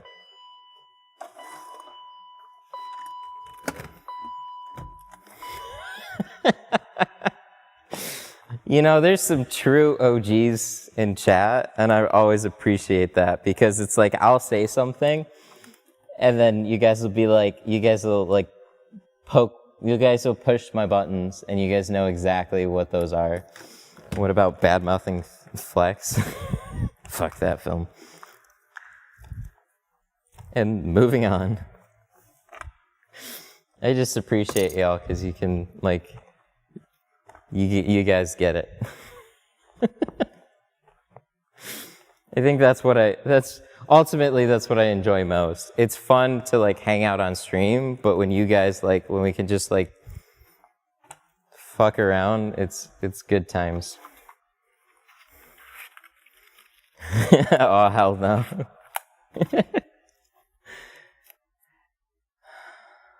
What was that? Is there a big difference between shrinking ceramic versus dyed? I was doing ceramic XR Plus on a windshield yesterday. It seemed to be way easier to shrink. It depends on the company that makes the ceramic. So ceramics, like the nano ceramics, generally have been more difficult, but there are some ceramics out there that actually shrink really fast. So Pro Nano is one of those, but XR Plus is like I think in the super ceramic tier of film. So JK, I couldn't hold it back. I get it. I'd be the same in chat. I totally get it. Good shit, man. Well-timed jabs are very much appreciated. Just good old shit posting in general is much appreciated. But there's like, oh shit. There's like there's an art form to it.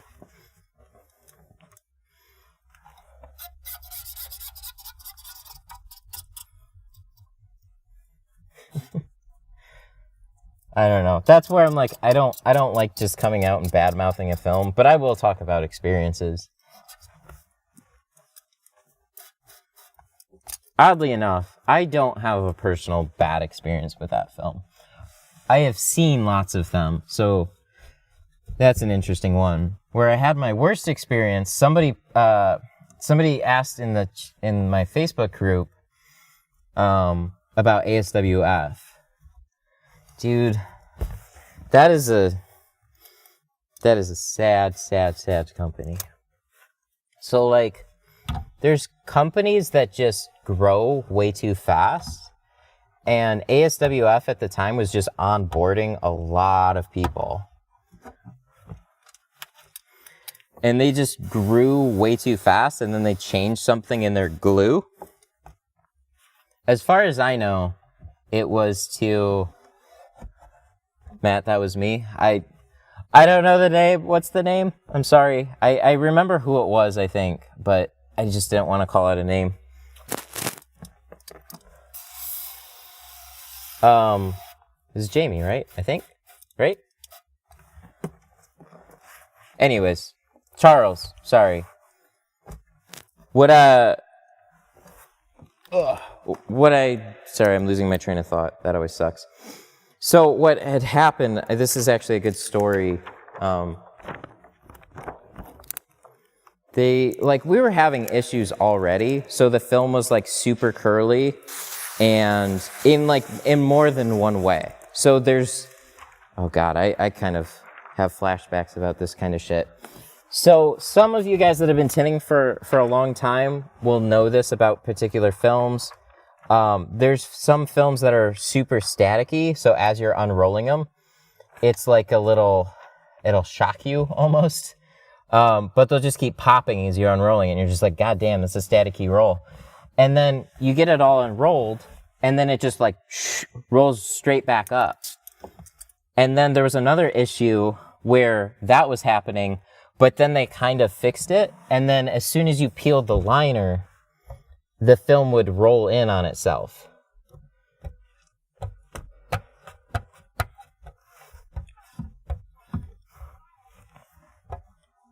So you go to let's say, install a door, and then you're out here, you peel your top corner, you peel it, you pick it up off the glass, and both ends just like spiral in, and then it just film putting shit all over the adhesive.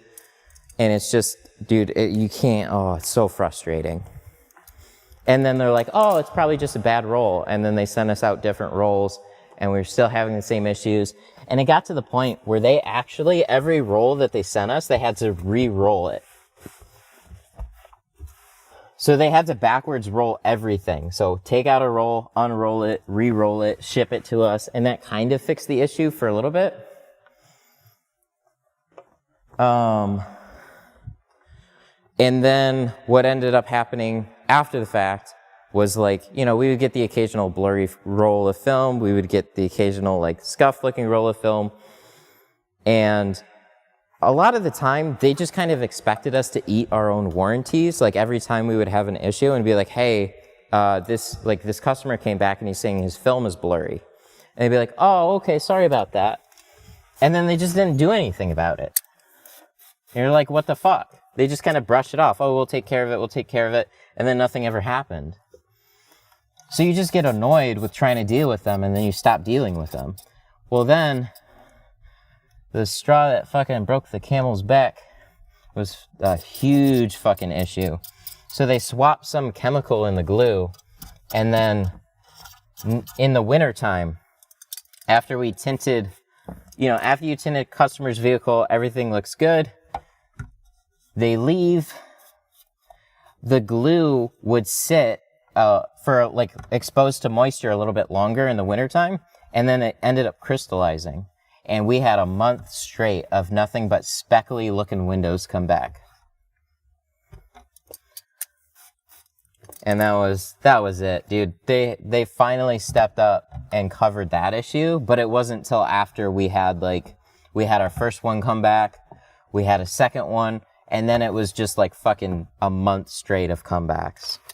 And they were like losing people left and right. So they had no choice but to just fucking like whatever it cost, just fucking keep people. Fuck that. And then I saw, after the fact, warranties coming back after a couple years. If you ever switch companies, they basically burn a bridge with you. They don't take care of you anymore.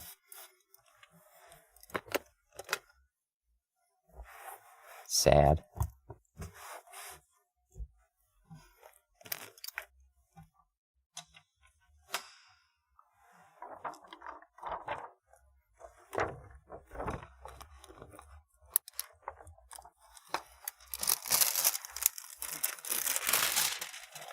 Have you ever used Solar Free?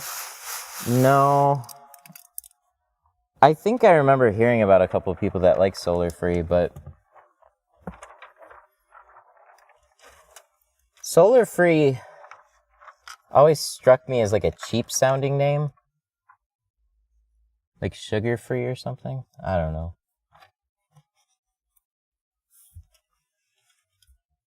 So I've never actually used it though.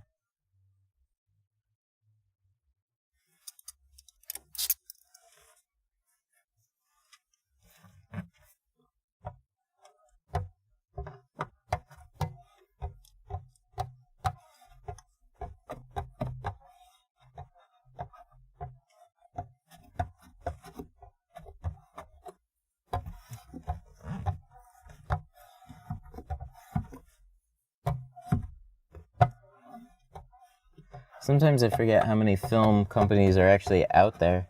Because there's the ones that we all talk about, and then every once in a while somebody brings up something that I completely forgot even existed.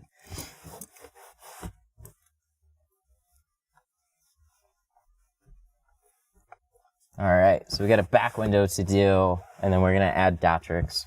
Compliments on the house, because this is one of those that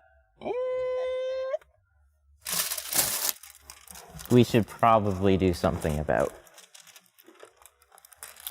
Just two little Dotrix pieces, I think. We don't really have to bring it down far. Solar FX is good. Yeah, Solar FX is great. Solar Free, I know nothing about. Just want to make that distinction pretty clear. And then there's like Solar Guard. There's lots of like, there's Solar Control. There's so many solars. Hard to keep track of all of them.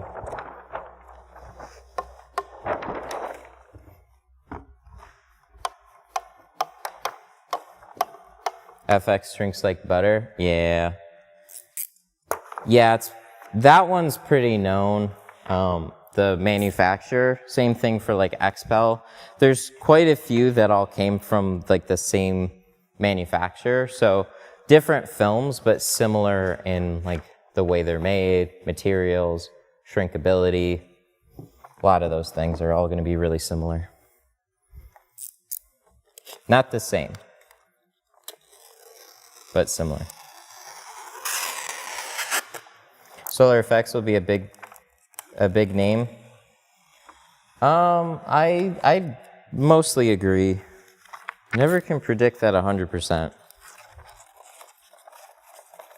But if you, when they're already a really popularly used film, so when you took there was like a random tint survey, and people asked like, you know, it was bound to a group, so.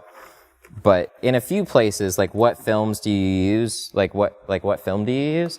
Most people said either like Lumar, Suntech, Solar FX, or Global, basically, or like XPEL and stuff like that. So it's like, it was pretty much Guari or Eastman. Those are the dominant manufacturers, as far as I can tell.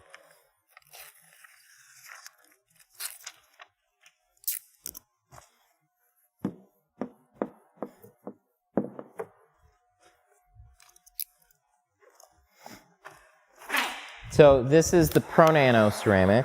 This you'll find actually shrinks pretty awesomely too. I made a video about this a while back, because I was so used to ceramics taking longer to shrink.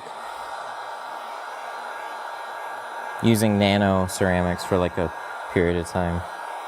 Or like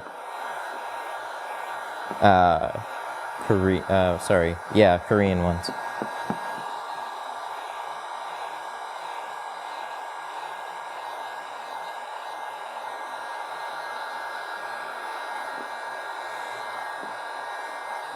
Smooth.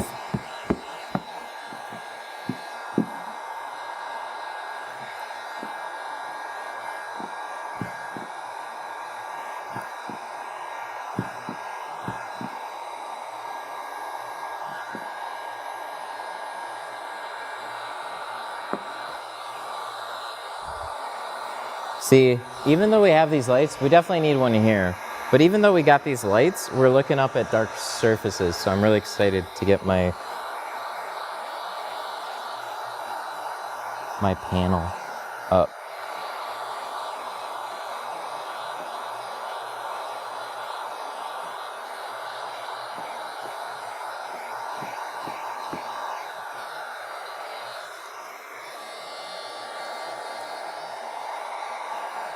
I definitely don't know all the films. Haven't used all of them in person.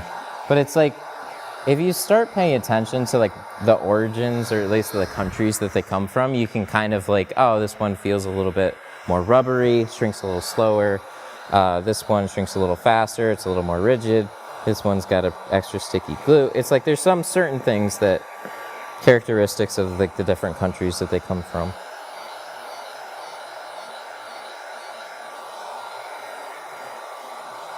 I'm trying to like, yeah, man. I'm trying to angle this so I can actually see this back window. All these lights are great, but fuck.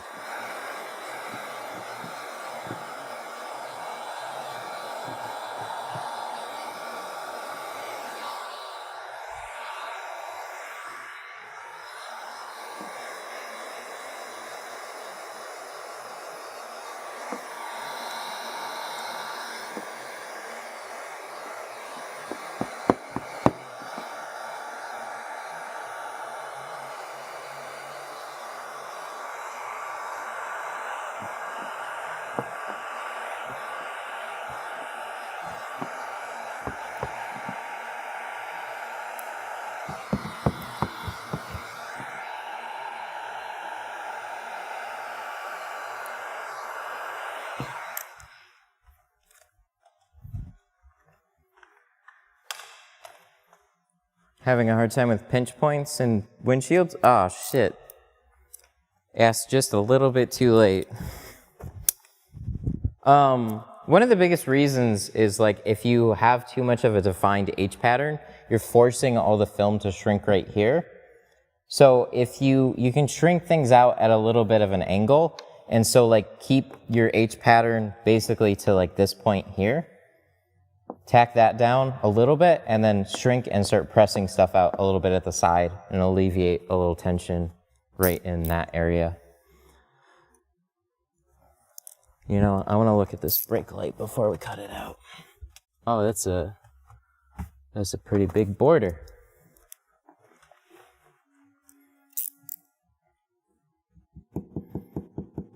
I'm thinking, yeah. Is that the way we want to do it? Oh, no. Sorry. I know what I want to do. We're going to cut out the whole thing, and then we're going to cut out the spot for Dotrix, because we're doing Dotrix on it.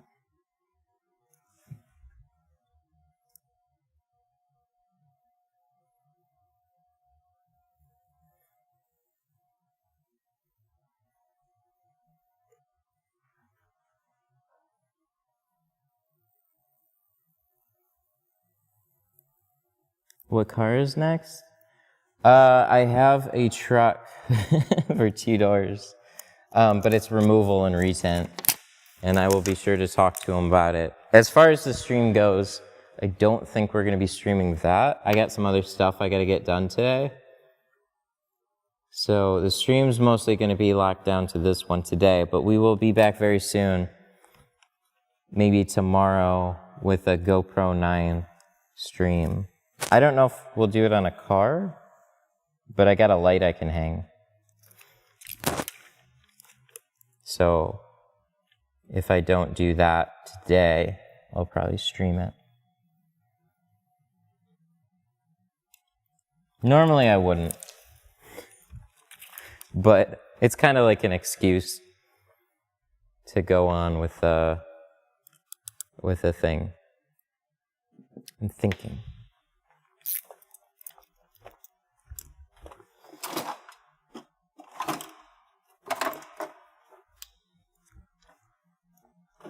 Did you have 3 streams today? No, we just had the one. We ran into some hiccups though.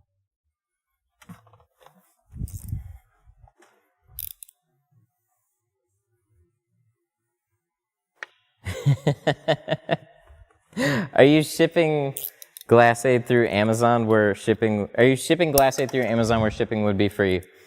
That is not how Amazon works. It does on your end, so you would have free shipping. The problem with Amazon Prime is they forward that cost if it's not in their warehouse. So if it's in their warehouse, they take a 15-ish commission on sales. Oh no. Fuck. We died. All right, we gotta charge this real quick. I think. Yeah, we're gonna plug this in for a minute. Amazon would take like a 15% commission off of the sale.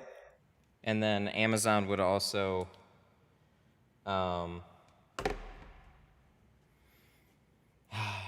it's either in Amazon's facility, and then they charge like a stocking fee and all that, and if the longer it sits on the shelf, the more that it costs. They're like, if you have a more wide, like a product that's more widely bought, right? So Glassade's not a good fit for Amazon, but you can get free shipping over $50, so that helps cover the cost of the shipping. How's the new lights? They are much brighter, but we need to make, like, it still didn't fix my problem. It made this area brighter, and hopefully it just looks better. But I'm still looking up at dark spots. All the reflections off the glass, we need to fix that.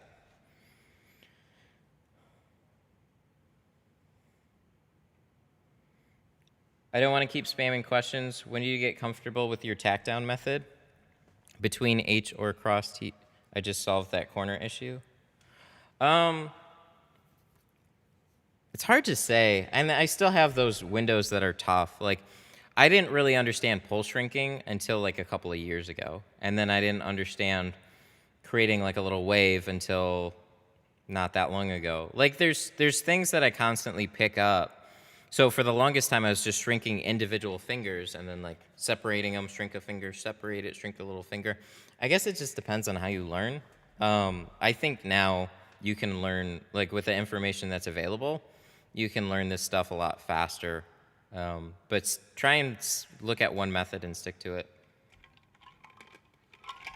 Didn't you say a diffuser would simulate a cloudy day? That's the idea. I sure hope so. In theory, this is all, like, it should. I hope so. It's a hell of a project before we, like, because there's no examples of it on a car. Not that I could find. Not like where somebody's got it overhead and then you take a video camera and you walk around looking at the glass and stuff like that. There's no videos on that. So, like, in theory, it'll look a little bit more even, which it already looks pretty good now, but the reflections are what I'm wondering about. So hopefully, fingers crossed. What's your advice on getting into tinting? Seems like very profitable business down the line. What's a good way to practice? Get some film, get some tools, and just start practicing on your own car. I will link you tintdepot.com/tint stuff. So I just dropped a link in chat that is a list of all my recommendations that you can get through this company in particular. So get yourself some cheaper film. The 5-year warranty film is fine. Get yourself some tools. Basically, most of the stuff that I listed. Get yourself a squeegee, a knife, blades, that type of stuff. And then literally just start practicing on your own car. And then from there, like, watch videos, practice, and then you just keep progressing that way. So window tints, there's not really a defined path. A lot of it is literally just practice on your own and ask questions and try and figure it out. There are schools that are available. They're a little bit more expensive, but build up some practice initially and then go take a school because you'll be better set up to like, know what to ask a school instead of starting from scratch. How much time do you give a client to tint their vehicle? It depends. Depends on the car. Usually I tell them between 2 and 3 hours. We got distracted today, which we should definitely change this battery.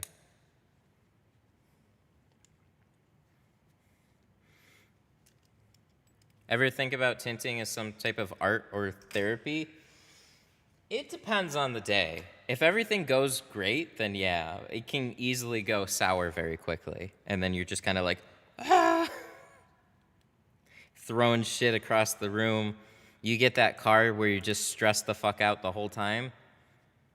That still happens to me, where you're just like, the worst part is not knowing. So if you're kind of just like, I hope I can get this car, you don't know until it's done. And that whole time you're just kind of like,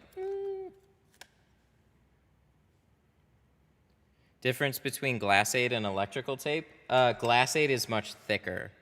So electrical tape says 8 mil, but it's also really soft.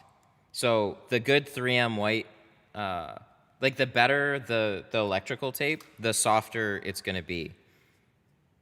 So what glass aid is, it's a little bit more rigid and it's a little bit thicker. You don't have to get it though if you don't want, but that is the difference. Pay attention to this channel and window tinting business. I learned from Matt and Patrick. Thanks, man. Yes, there's lots of good channels too. Patrick's channel, who is it? Window Tint Warriors, Sean's channel. He's been putting out so much great detail and stuff like that. Any of those channels, like you can just do a search too. Usually everybody pops up, so not hard to find.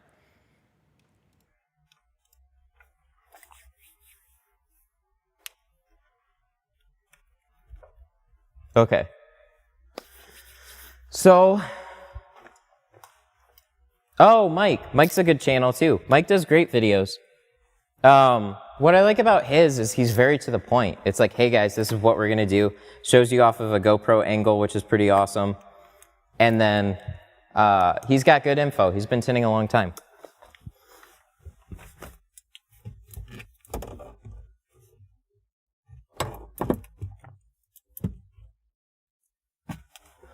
Dirty Solutions.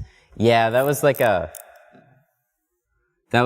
nickname that he kind of kept, which was cool. Because Mike's, his last name is Sanchez, so everybody would say Dirty Sanchez, and then he just embraced it, which I can 100% appreciate, embracing like that type of, basically like a meme. Okay, so this basically goes to the bottom of that. Fuck. This is tough to see.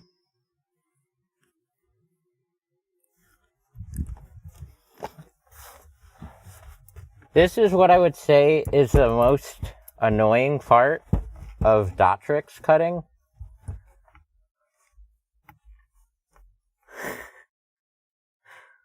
Mike says a lot of bad words.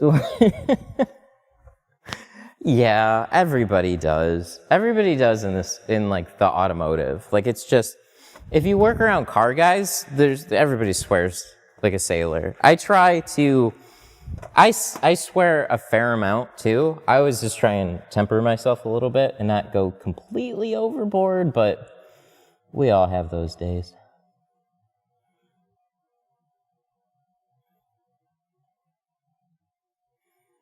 I woke up early to buy some stocks and the homie went live.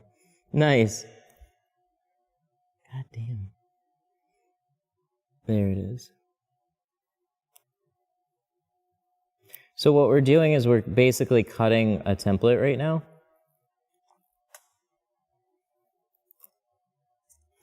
And we hope that this is good. So the idea, yeah, that's pretty good.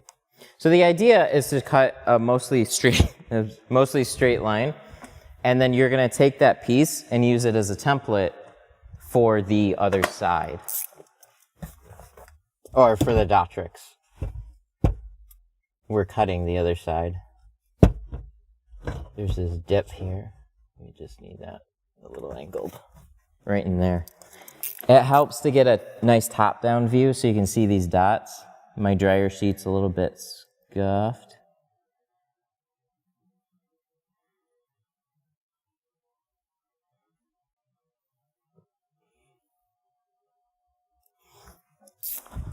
Haven't seen it in a while? Yeah, it's like, this is something for the older cars.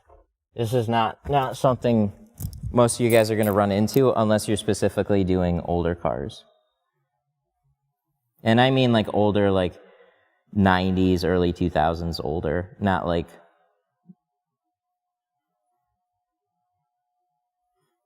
Dotrix is pricey. How much extra? He's getting ceramic, so we're throwing this in.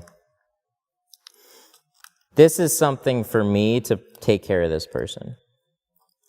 I think there's certain cars that deserve something like it. Did he request it? No. No, he didn't even know about it. But I showed him before and after pictures, and I was like, look, I would do this to your car if you think that it, like, if you're okay with like the darker border. And he's like, yeah, that looks a lot better. I appreciate it. And I was like, cool, man. So that's like, for me, can you charge more for it? Absolutely. But it's one of those things that I just run into so infrequently that it's like, look, you got an M3, you obviously care about it. I just wanted, like, if you didn't want to pay extra for this, I probably would charge more on my entry level, but because like this is a ceramic job, I just want to take care of the guy. So no brainer. This is just part of the job. It's a two-door. It's, you know what I mean? There's some things that make two doors more challenging. This is a very straightforward one too. So we're just going to put that up at the top for him.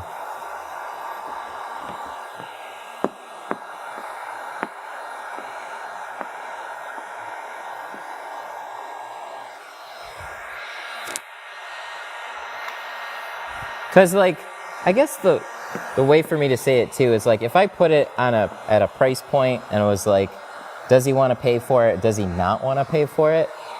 I would personally, like, want it on there at the end of the day. So I'd probably just do it anyways. So that's, I just wanted to make sure he was cool with the, with blacking out the top. Which he is, so that's good. So we're gonna add it. Plus I had to buy Dotrix the other day anyway, so that was a good thing. Good thing to have.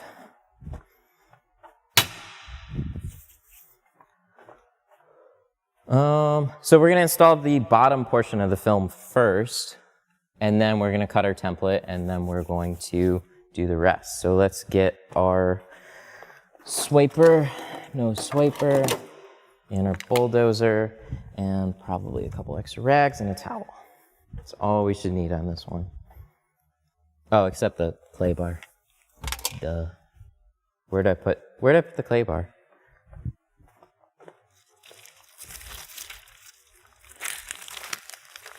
What kind of light? That is just a pretty inexpensive light. It's a $30 light. Brand name is Braun. You can find it at Harbor Freight. Harbor Freight or Menards. Okay, let's cross our fingers that it's already in the back.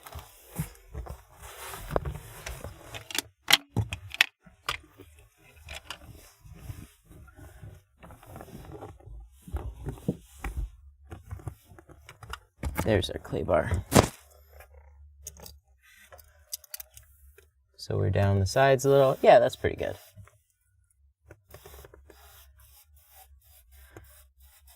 I'm sure it's not fun to install after you cut out. Yeah, if you tint the whole thing and then have to cut the film on the inside, that's something I used to have to do occasionally. Because unfortunately, there were some cars where we would basically play cleanup. And that's when the Fusion, the old model Fusion was popular. Everybody was getting that car. And dude, it was like one of the #1 questions to ask. And time after time, they just wouldn't ask. So they weren't selling jobs at a price point where we could actually, make a profit without adding on the Dotrix, and they weren't pricing tint very accordingly. So it's like it wasn't something we could just throw in. We had to charge more for it. And we were doing it so frequently, they had to ask everybody with like an MKZ, a Fusion, an Accord, a Civic. Like there was a bunch of cars that you needed that Dotrix for. And over the past 10 years, they just don't exist as much anymore. But there were so many cars that oh, hey, he doesn't like the dot matrix area. Well, why didn't you fucking talk to him about it? Well, I forgot. It's like you can't spend 5 minutes to go out and talk to the customer about the car. Well, I was busy. Yeah, talking to the customer, you jackass. Go do your job. So there were so many that I had to cut out on the inside. It was really frustrating time for me. So Dotrix has been one of those products that is carried over the test of time. And I kind of just man, I haven't installed it in three or 4 years at this point. And then I had a guy with an old Corvette, with a early 2000s Corvette. And somebody sold him Dotrix. And I was like, all right, I'll buy it again.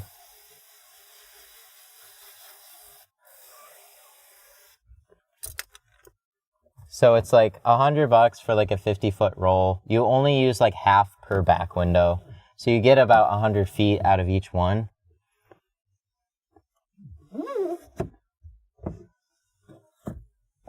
It's not my favorite solution, but it is a pretty reliable one. Something tangible that you can add on and whatnot.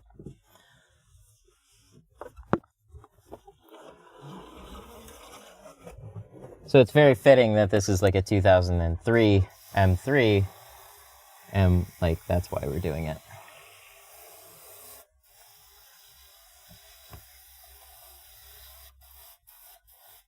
Just want to make... So... I assume there could be an airline? Yes, there typically is. it's just one of those things. It's weird too, because what the Dotrix does really well is like it fills in all those gaps. So I'm really surprised that along the tint edge, there's like a little bit of a line that always seems to show. Weird how that works, but it is what it is.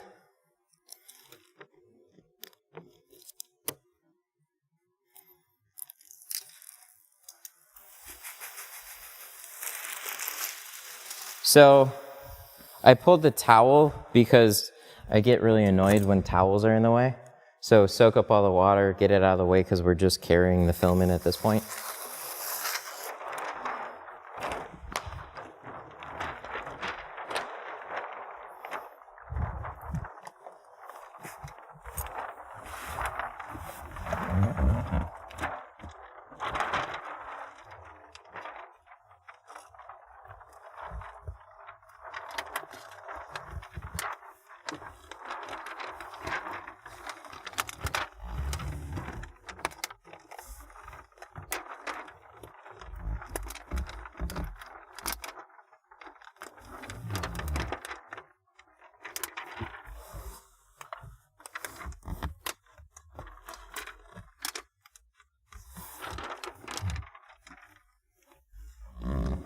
Alright, just slowly working this down.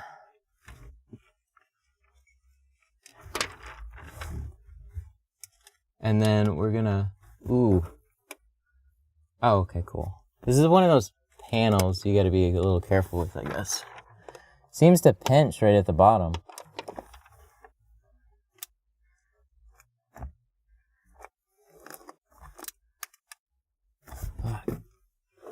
Why?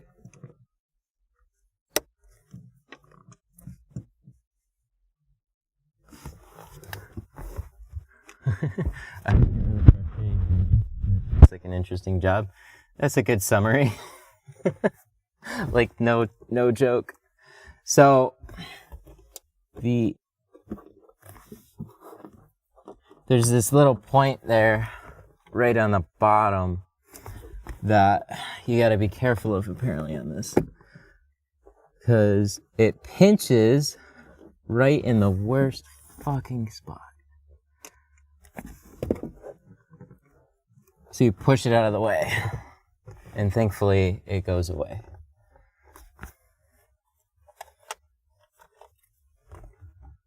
This brake light, pull it up, let that tuck under, check your edges.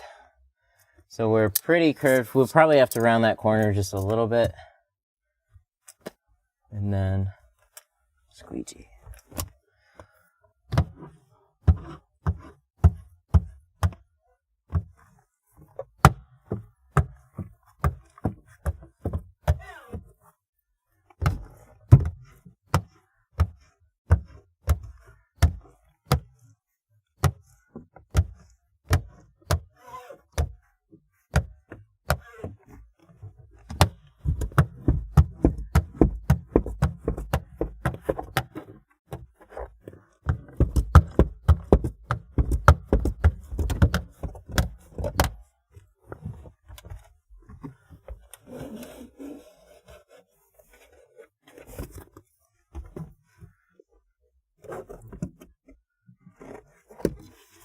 Ooh. So those corners, why do they do that? Why does the bottom corners have to be the spots to pinch? That makes things very tense. It's never the top corners. Top corners are fine. Bottom corners are like, no dude, screw you. Be careful.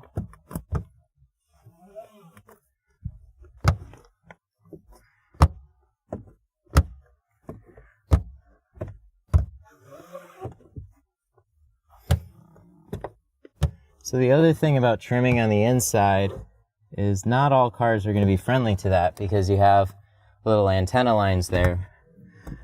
So if you tinted this before and you Dotrix later, this is not exactly the best car for that. you'd have to like be creative about the way you cut out that that end. So where are we on this one? This one.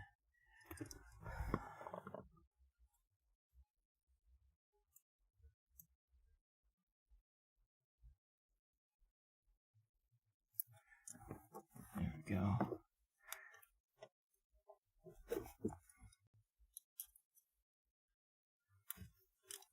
Ooh, fuck me.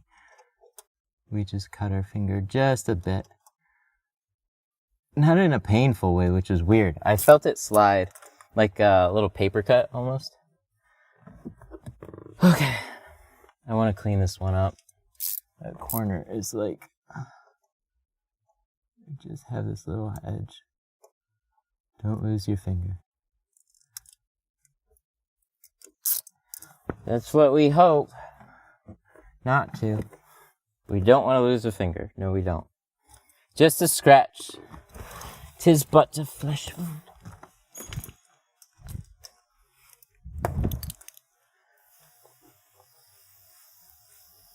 We got a little bit here, a little bit there.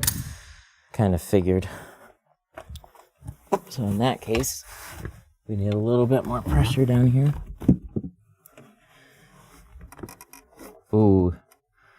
Yeah, that plastic. God damn.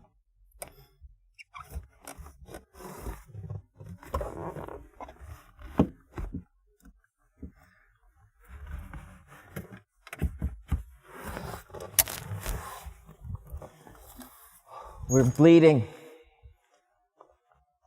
That.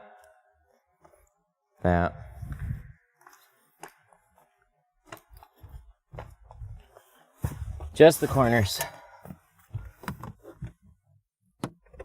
It's not even necessarily that portion that's tight. It's just the panel, the deck lid like pushes tighter or it gives you less space. We might have to grab the reach. Or wouldn't know, the shortcut. That's what it was made for. I think we're literally seeing a use case for the shortcut right now. That's what it's, let me grab that. I'm gonna clean off the back window too. So this little guy, we don't pull him out very often, but see this little guy right here? This is Tri-Edge's latest tool.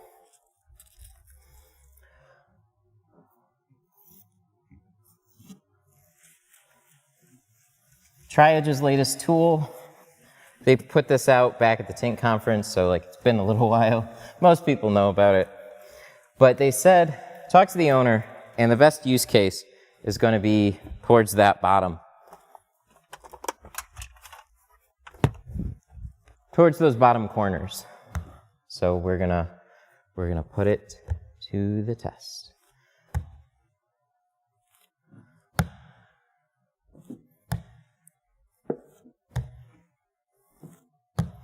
Looking good though. Yep, just those little bits right there.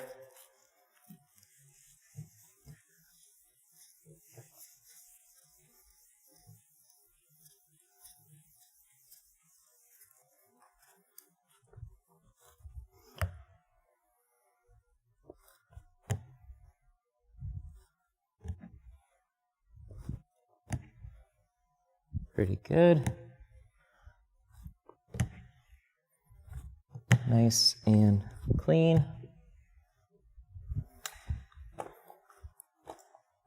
Hey! Let me check that out before I jump in there. Steven! Steven with the $5 super chat. Thank you so much, buddy. 100. Almost. Oh, yeah. Oh, this is the squeegee. This is the squeegee for me right now.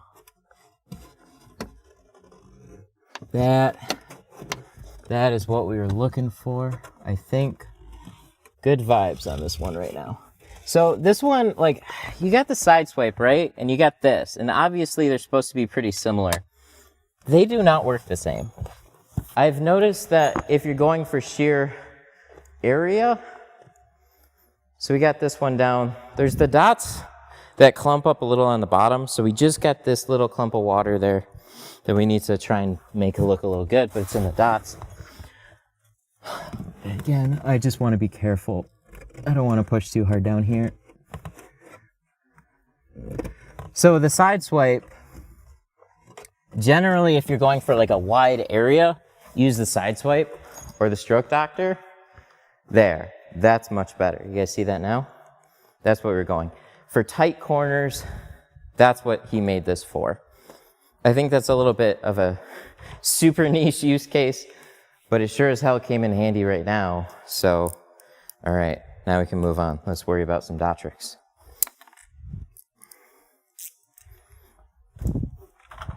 So, dot tricks. What is it? Why is it helpful? Do you need it? What is it? Oh, did we really not cut out? Oh, you know what we should have done? We should have cut out our corners. Or the brake light area.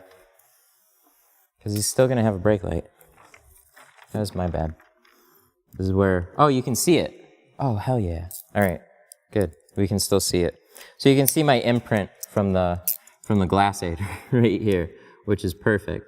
Because we just need to follow that swoop straight over. So this is going to be one piece, and then we're going to have the other piece. We might not have to go that far over, but basically doing it like a two-piece windshield strip, essentially. So where's my line on this one? Come on, come through. There it is, right there.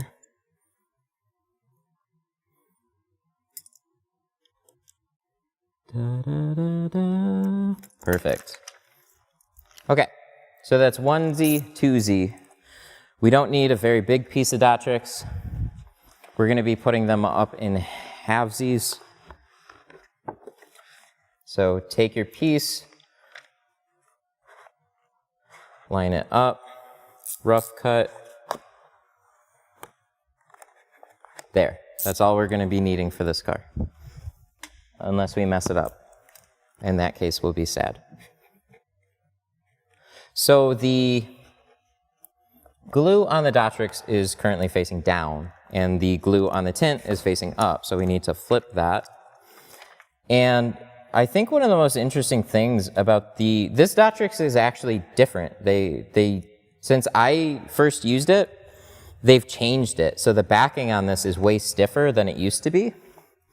So what's nice about that is it's actually thin enough to be its own cut surface. And the dot tricks is really soft vinyl, so you hardly need any pressure. And you just like create an exaggerated outline over where you need, and then it'll just peel right off. I really like this improvement to it. It was a much appreciated change.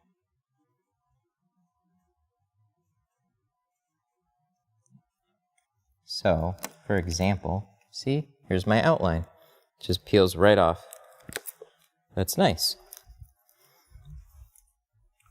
Oh, let's put this there.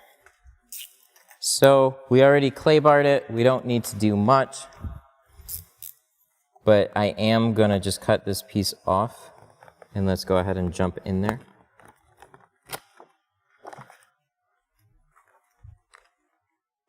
Ugh.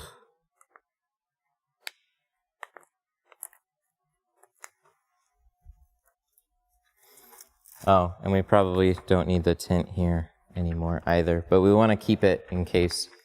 God, that's so annoying. Tint cuts are the worst, they just don't stop. So now we have our little dot matrix piece. Looks like we cut it out on a plotter. That's nice.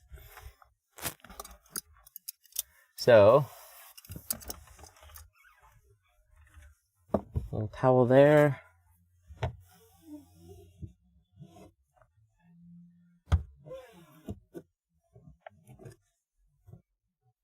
Oh, we should seal that. I apologize. So make sure your edge is sealed. So you remember we cut that corner? There's just this small little indent there from where my blade bumped against it in the wrong direction. So definitely make sure your edges are flat, or else it's gonna look weird in that section if you get too far with the dot tricks.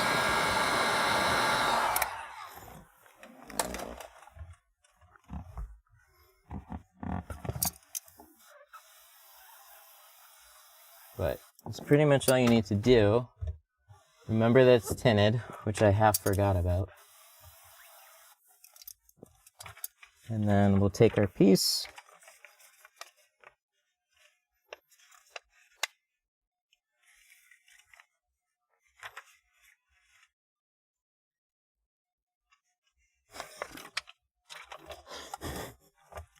Boys!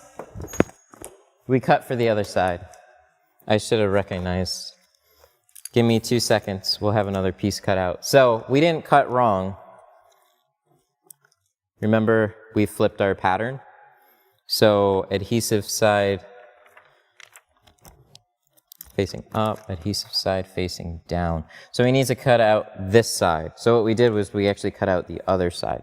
So we already have a piece there, which is good. Bad news is we just lost track. So again, same thing.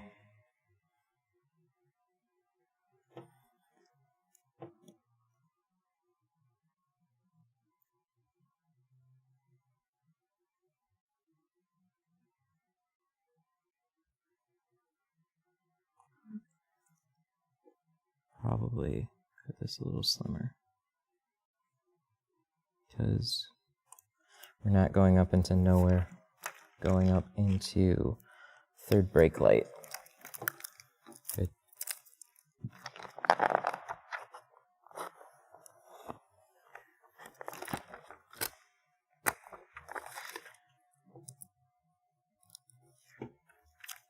There's that.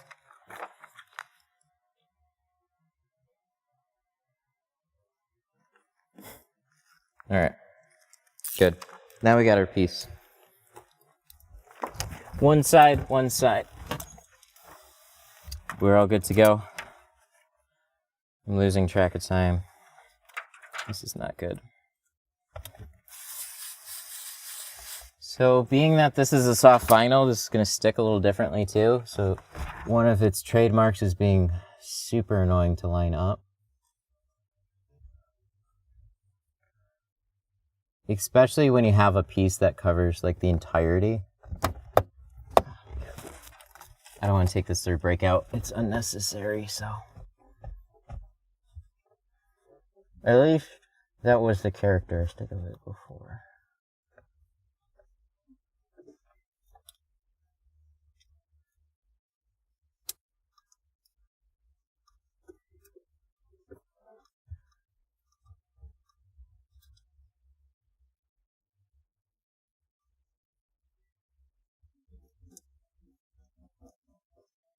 Are we good? Oh, you baby. Right there. That's what we need. So we're a little overlapped like we knew we were. That's the idea. So you're overlapping the edges, all the edges. That's what makes installation a little bit of a... It wants to stick all over the place, and you just have to find that sweet spot where all your edges are covered, everything looks fairly straightforward and even like you planned. And then you'll squeegee it down softly, just softly. You could post heat it too, but not like warm it up on the outside and maybe press some air out if you got some in there, but there isn't much you have to do with this. Just get most of the air out and let it do its thing. Softly.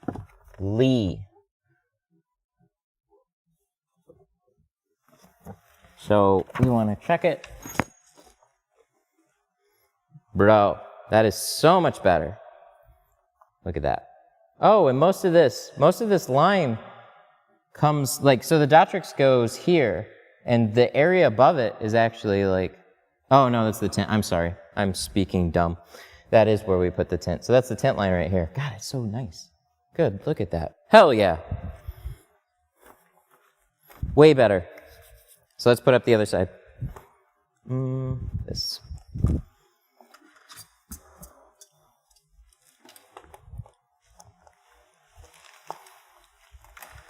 No. Do y'all ever have your cable extensions become nothing but grappling hooks to everything when you drag a cord around? And then if you ever needed them to be a grappling hook, it would fail you in a heartbeat. You'd like swing it up to like safety, and then it just like, nope, sorry. Like headphones. When you pull headphones out of a pocket, they grab it.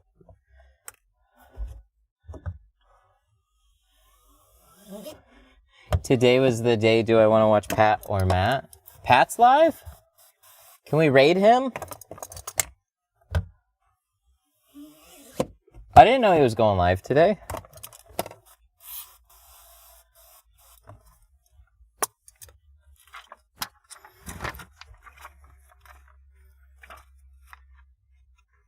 Shit. I don't want to take you. Guys, go say hey. Maybe we can rate him after, but YouTube doesn't have rating features, so like, that's a bummer. If I gotta finish soon, I think, so if he's still live, we'll try and add his link in the description.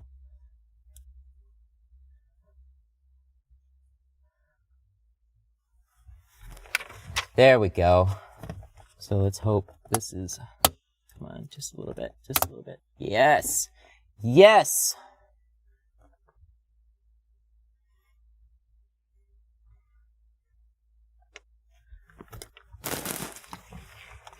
This is a busy stream today, huh? That's good. Welcome to an unfortunate thing then, because 300 and whatever people are going to see me use Dotrix, and then I'm going to get nonstop questions about Dotrix for the future, and it's not going to be something we ever see again on stream. Good shit.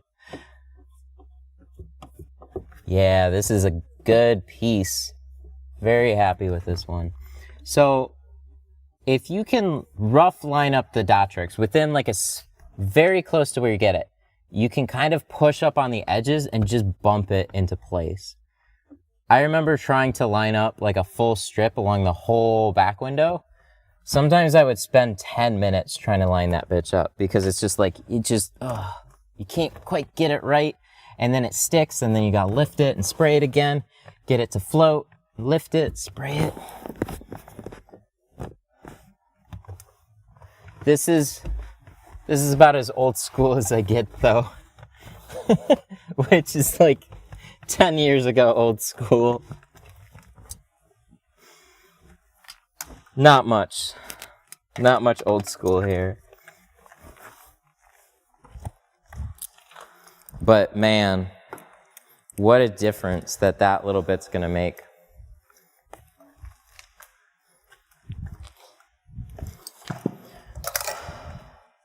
Is he live on the job right now? I want to find out. 12:05. Okay, cool. So we're actually making good time, because I told him between probably about 12, 12:30, maybe 1 o'clock at the latest, but I told him exactly when we would be done.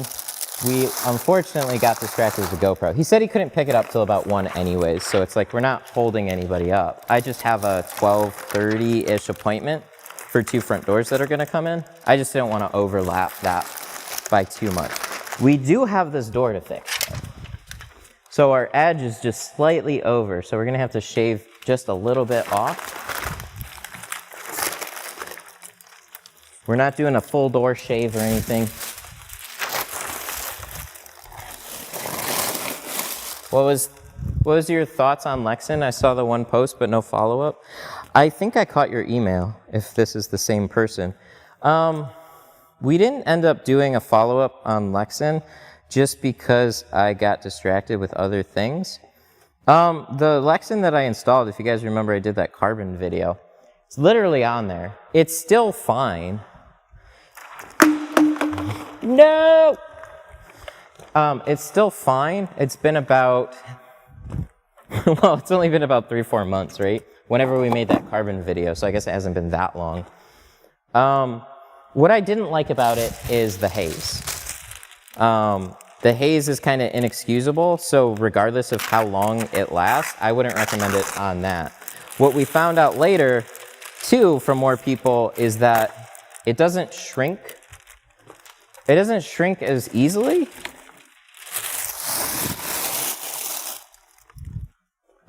Yes, it was me. I was wondering because I want to put some on my work van. It would be okay to use on like the back and stuff like that. What you're gonna notice is like, even if you get a nice clean install on your work van, so when you're looking straight like out the front windshield, if you do it on your front doors, you're gonna notice a haze. I would recommend, for visibility, a less expensive dyed film over something like carbon, because you're not getting a lot of heat rejection with it either.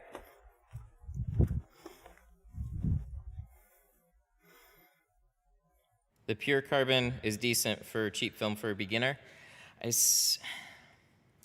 I get the logic there, and I don't, like, you're giving yourself more hassle than what you need. So you're not really getting a huge performance gain, and then what you're cheaping out on is like two of the things that matter most: longevity. Well, actually, no, not longevity. Shrinkability and clarity. So if you're just sitting in there a cloudy day, you're completely fine. As soon as it starts like a bright sunny day and you got that sun shining in at a lower angle, those windows will haze up really, really bad. So that's what I don't like most of all. Oh boy, this looks fun. I'm still like bleeding out of my finger just a little bit. It's been nonstop. So we're gonna wipe this down. We're gonna check it out. We gotta touch up that last window real quick, and then I think they'll be done. Done. Okay, where can I buy decent tint that doesn't cost an arm and a leg? Tint Depot. Check out Tint Depot. Literally have a full list of recommendations. Because I get it. I don't expect anybody just starting out to spend a bunch on film. Do not buy Geo if you're just starting out. It's just, you're gonna waste too much film. It's gonna be too expensive, and you can learn on cheaper stuff. So I fully support all of that. But I just don't want to see you guys like get a weird opinion about window film early on, because Lexan is not a super user-friendly film. So it shrinks difficultly. I'm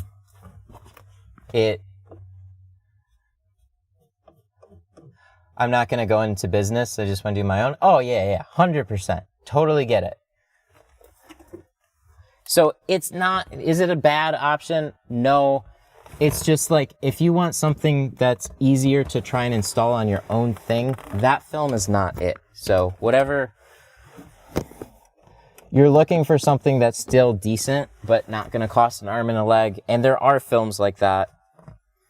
It's just, when you look into carbon, carbon is one of those things where you just have to spend a little bit more money on.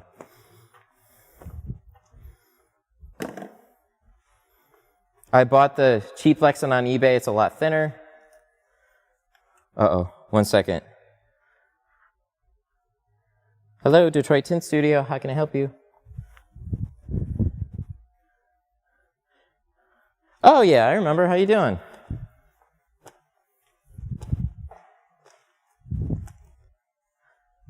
Uh-huh.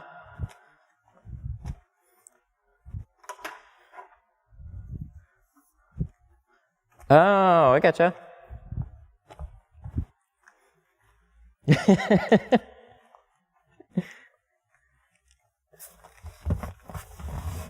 Uh-huh.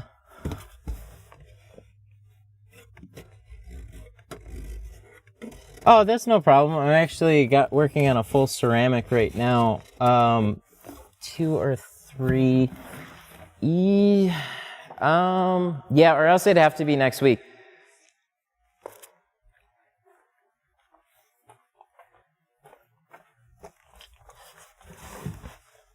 Oh.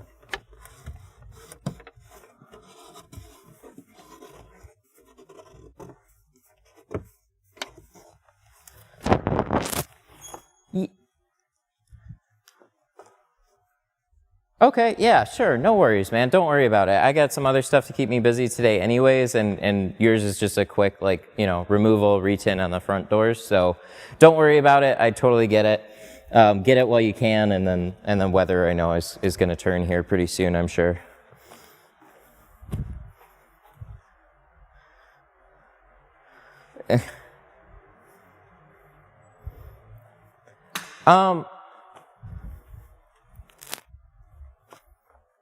Okay, Monday would work great if you can drop it off with me then. Yep.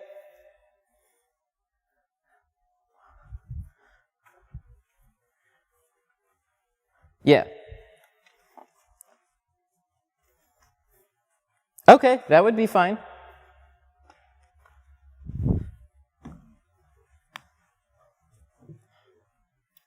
Okay, yeah, that sounds great. Yeah, anything that works for you, like, yeah, no worries. I can definitely accommodate that. Awesome. Okay. Awesome. Look forward to it. Yeah, man, no worries.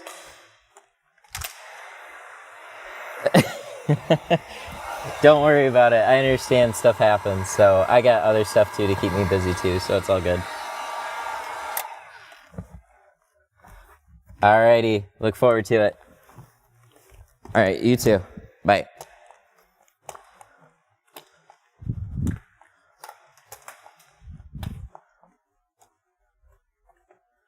Boy. So I had a little finger I had to touch up. So my doors that was supposed to show up, his calendar was out of sync or something. I don't know. He's in the roofing business, so he's got to go do some roofs, and he's gonna check in with me next week. I looked at his truck yesterday though, so like he's definitely coming in. But what's like unintentionally good about that? It's never great when somebody has to reschedule, but like it's not a big deal today because there's a GoPro I can go get, so I'm excited about that. What's up, Matt? Appreciate the videos. I got tips on these streams. Shout out for Fresno, Cali. Thank you, man. I appreciate that.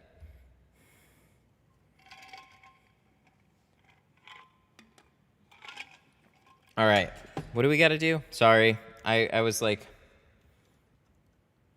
oh, you guys are saying good things about the job. Thank you. I appreciate that. We got just the edge to touch up a little bit, and then we'll good. I want to come work for you. Oh, onto it. Not yet. Not yet. I appreciate it though. We're Why are you stuck?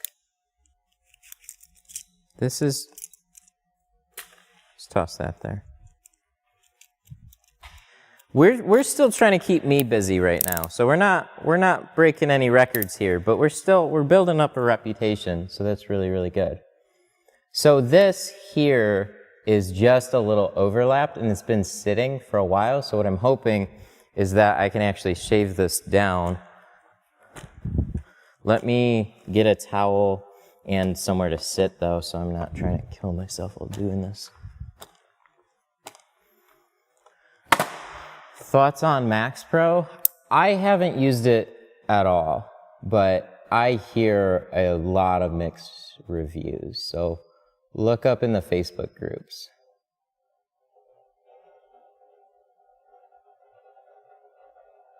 Have you seen the Korea tinter videos? Yeah, I met him. He's a super nice dude. I low-key want to fly out to Korea and train on how to do this better. So this is mostly dry. So the reason this is going to be like looking easy right now, this has been sitting for a while. He does this shit wet. I know there's some guys that got this down, but like I would love to go pick his brain about this stuff. Because he's done this shit with like, He's done this with like a ruler. Like he literally took out like a foot or like a yardstick, a metal yardstick, and fucking shaved a window. And it's like, damn, dude, that's fucking cool. So I got a lot of respect for the guy. He's just, met him at the competition, super nice dude. He actually gave me one of his towels. And that to me is like, dude, if you, there's some people have life goals. One of my unofficial life goals is like, I saw him handing out the towels and I was just like, man, I'd love one of those. I don't have the strength to use it. I just want to keep it. So I keep it nice. It's in my house right now. I'm never going to use that shit. Such a nice towel. I can't bring myself to actually use it. So it's like, just a nice, it's like I was with with a handful of Rag Company towels that I got. I just didn't want to use them because they're white and they're clean. I don't want to make them dirty. Damn. Okay, so I think that's it. I think that's it. Can I shut this? There's no... Oh, they do shift a little bit. Oh, my bad. They don't shift very much, though, do they? Not enough to make a problem? Shit, I didn't think they shifted.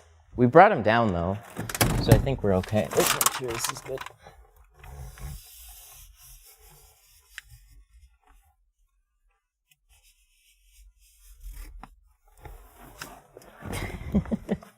We're not going to stream with the GoPro 9 today, but yes, we're going to definitely get one. Fuck, I didn't realize they shifted. I hope that didn't just fuck me.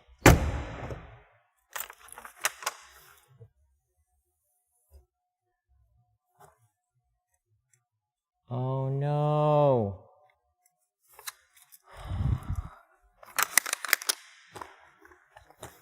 They just announced the new GoPro, so we might be getting, or we ordered it. Oh, what the fuck, dude? Oh no. Oh no, oh no, oh no, oh no, oh no. Come on. Come on, don't do this.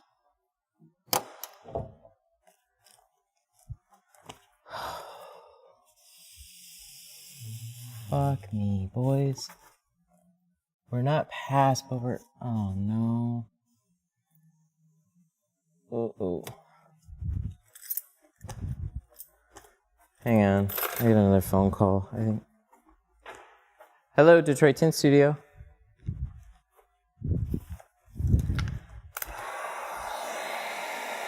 Yeah, what, you need the whole thing? Or just the front windows?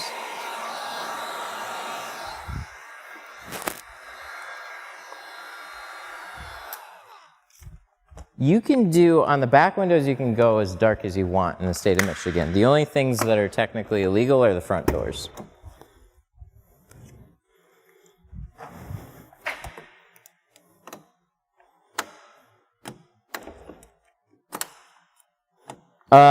Front doors, so are they factory tinted already?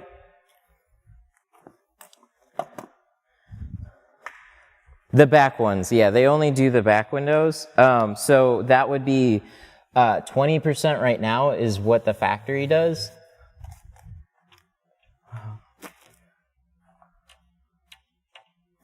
It's completely up to you. If you want to darken up the back, what most people will end up doing is they'll do one of two things. They'll either do 20% on the front doors, and then they'll do 20% over the factory in the back to make the back like limo. Yeah, 20 over 20 is basically limo.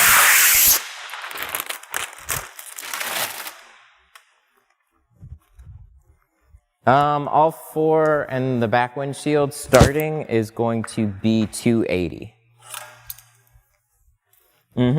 Yep, that's in a color stable dyed film. I have a carbon and a ceramic film, so I have a couple different upgraded films if you're interested, but in the door starts at 280.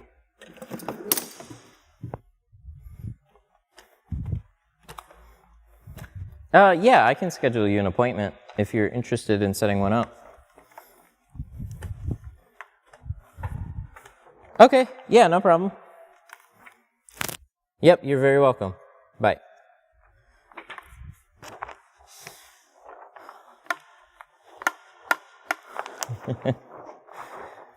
Guys, we made probably, oh, this is not, is this? Fuck. Oh no, we should have put our rolls back. This is not the film. Guys, we made a mistake. That's something I should have caught. I'm really upset at myself for not catching this. We were okay. We just ran into a huge problem. We got GoPro distract. Yeah, so this window, I didn't realize BMW did this far back. BMW shifts up and down. So our super nice edges and everything, unfortunately, just got shot to hell. And now we have glue on the doors. So,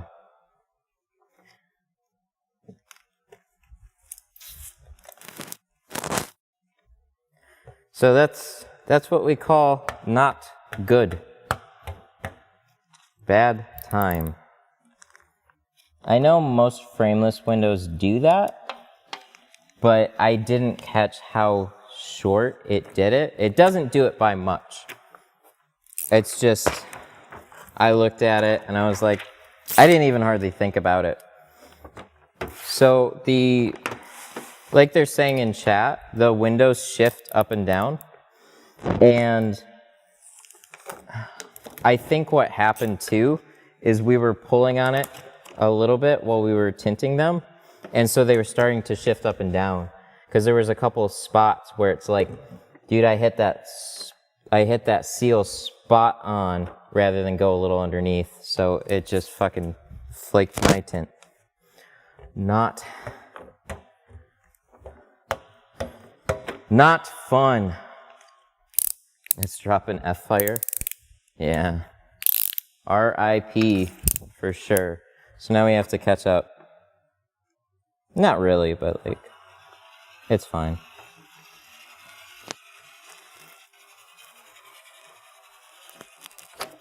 It's fine.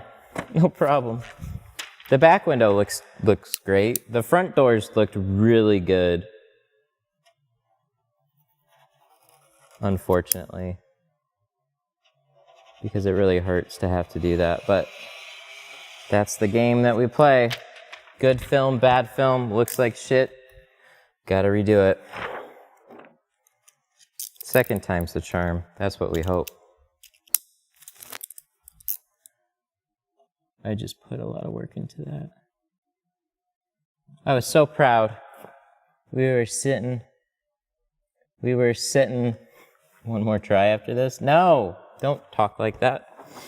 We were sitting pretty. And then we were sitting shitty. God, we were gonna set up a raid and all that.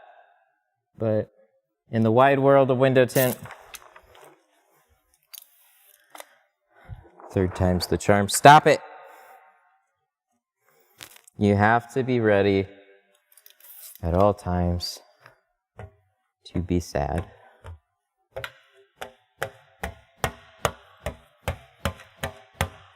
I used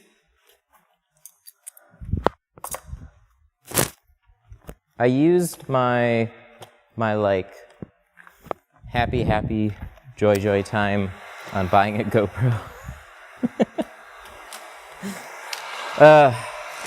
We had a simple task to do today, and we failed. We failed the front doors. We have to come back.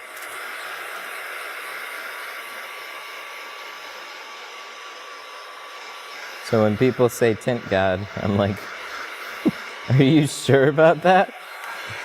I make plenty of mistakes. I think I make more mistakes on stream because of the stream. And you just have those days. I'm not saying you guys distract me, but you guys definitely distract me.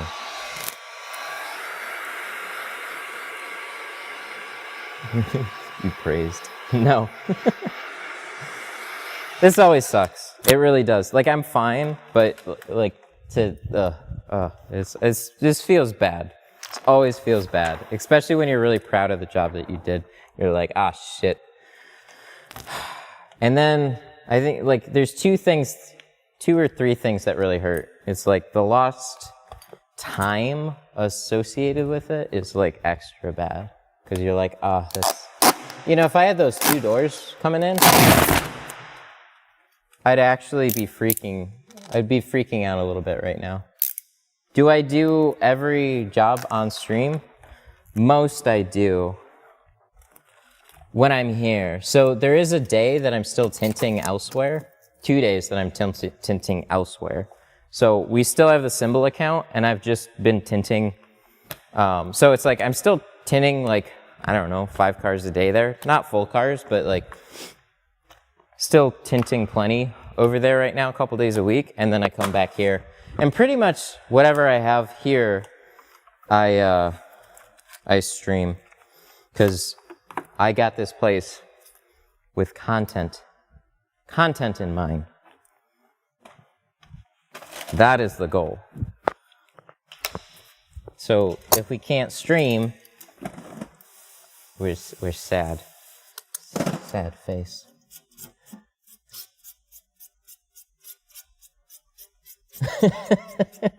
Show it. That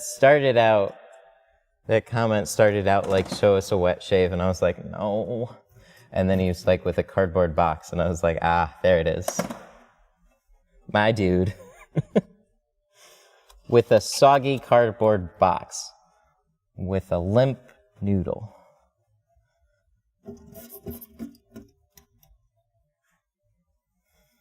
So what's extra bad about this is the potential for glue to now get in your install.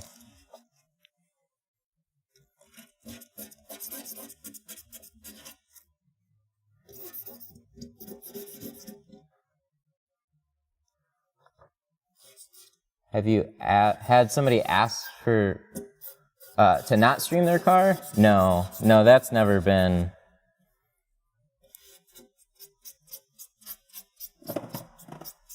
I'll go viral if I use a ramen noodle. I'll go viral in the tint world, which is very small. Where'd I buy the tank? I bought it years ago at 44 Tools. But now there's like newer tanks that exist. The tint keg tanks are awesome. You can't go wrong with them. And they're workhorses. Most of them are all going to be pretty similar, but like I love the keg branding, man. It just looks cool. It's fun. Who doesn't love a good fun tank?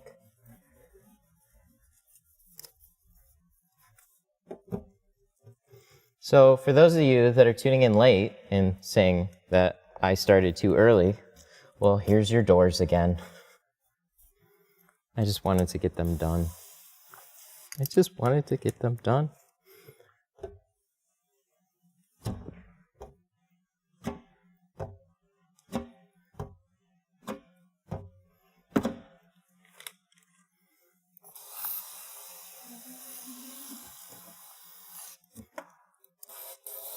You know what I did think though? I saw it sitting here and I was like, it looks a little low, but it didn't go down far very much. I was like, they just didn't match the windows all the way up.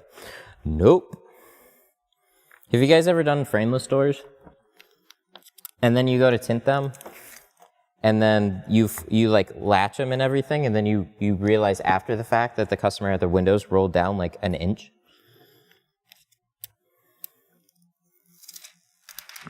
And you're like, no, I didn't see that. Sucks. Mad suckage.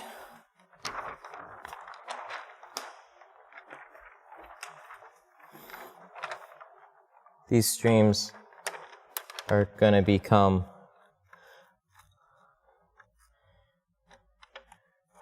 these streams are gonna become like, let's watch Matt fuck up. What's he gonna fuck up today? Who knows? But whatever it is, there's gonna be something simple. Talking about that GoPro too much? 100%.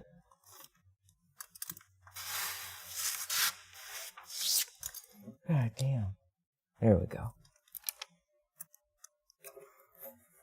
I like freak out at this part.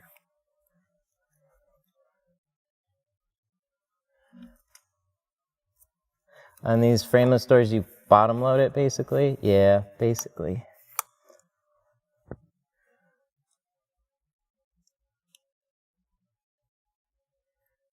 I was doing this before I knew people were pulling seals and stuff like that. This is just the way I learned how to do these. And to me, oh, don't do that. Come on, you fucker. You fucker.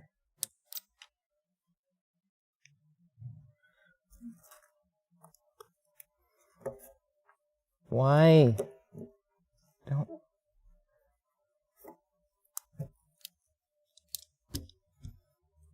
Oh my God, come on. It's really simple. It is. The part that butt frustrates me about this film sometimes is that it just likes to stick. So, if you get everything lined up where you need it to be, everything's fine. If it does the little pinchy fuck you thing, I lose my mind. It's so quick too. You're moving it around, everything's going fine, and then there's like this little spot and it'll grab.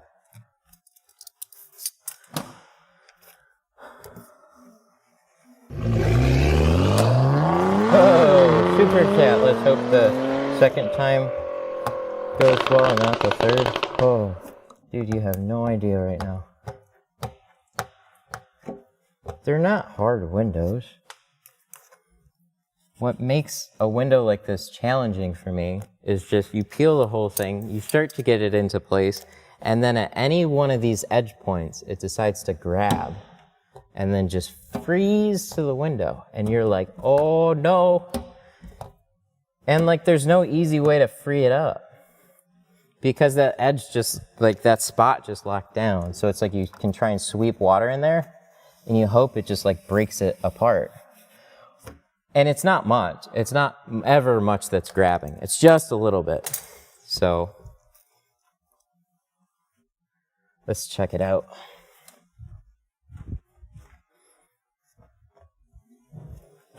So that stuff freaks me out.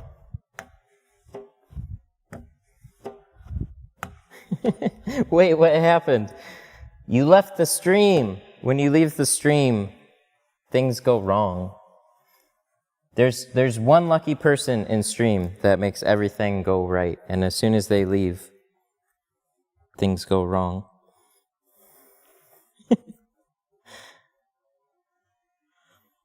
I had to go to class.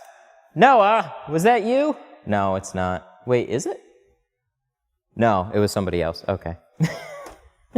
Sorry. Thought it was the dude that went to, that had math this morning. Okay, so what happened? These windows, they shift up and down just a little bit. So, unfortunately, we didn't anticipate that happening. We should have known better, but we didn't. So what happened was it just all went to shit real quick. These are a little big. That's when you need to peel it back. Maybe if this is there. Maybe.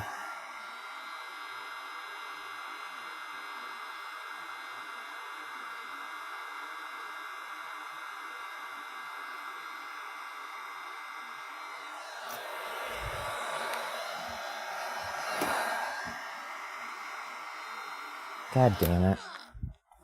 See, that's it.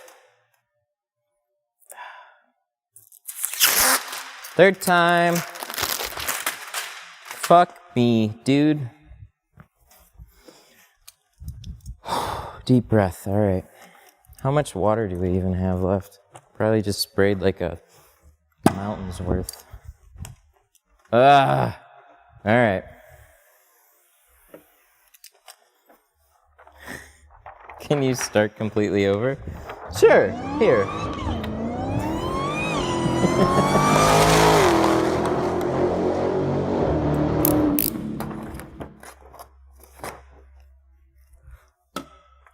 Hey! Jamie with a $15. Well, she ain't win at bingo, so that happened to me, on Explorer. It wasn't rolled all the way up, not paying attention. That sucks. Thank you so much, man. I appreciate it. We're just having a hell of a time right now. So, the two spots, God, it was like I had like 8 Doritos or something when I grabbed that film. So there's 2 spots I had to touch when I pulled the film back.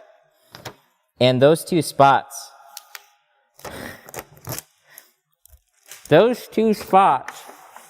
had massive little dirt specks on them. I mean, massive dirt specks on them. Like it had like a clump of like what looked like Dorito fucking shit all over it. So we had no choice there. It was in 2 different spots, so note to self, don't do that. There's not a good way to flush it out. Not like that. When you have like a clump of specks, you can try and press them in a little bit. So there was a couple of them that we tried to just press out, but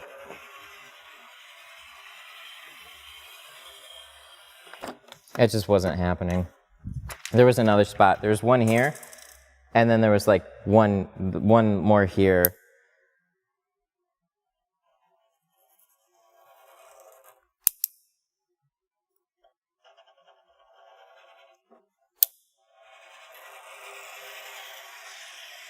Yeah, we're definitely doing this one more time. Third time, boys. Get past that first time, then you got your second time, then you got the third time, because 4th time's the charm. Oh, fuck you, dude. Somebody just ruined it. Where's my knife? There's my knife.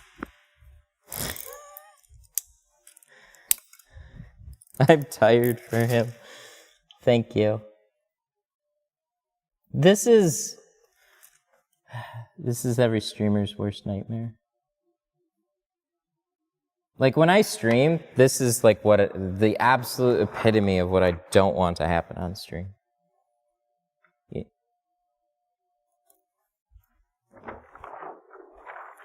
It's not that I don't mind making a mistake. It's like the level of mistakes, and redoing 1 or 2 windows is okay, but like, dude, I really don't want them to be like they're literally the longest coupe windows. Well, not the longest coupe windows, but you know what I mean. Then you let that shit get to you, and then this is where you just start, as a tinter, this is where you spiral. This is like, abort, and you just like, it starts getting in your head, and you just like, you need to start fresh again or something, or just get past it.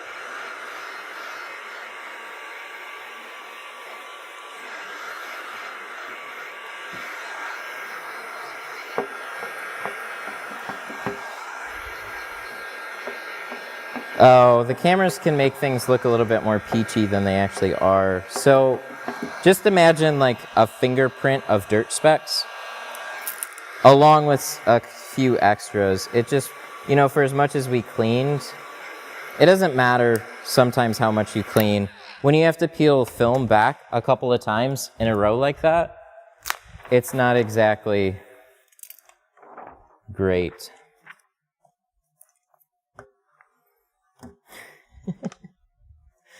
Sometimes customers give extra tips. Yeah, we need some break, but we don't have.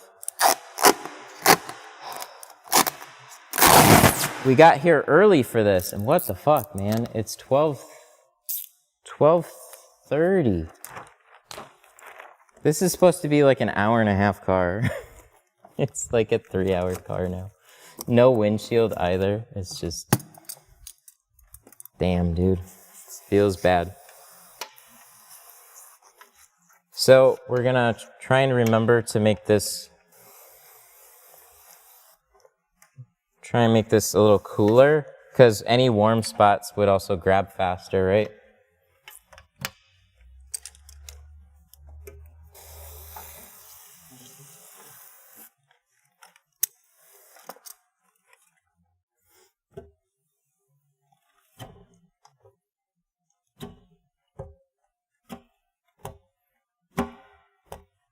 The audio has a short delay.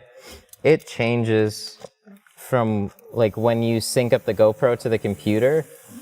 It's different. It's a different audio source. So sometimes it works out and sometimes it's a little off, but there's no way for me to really monitor it when it happens until after the stream.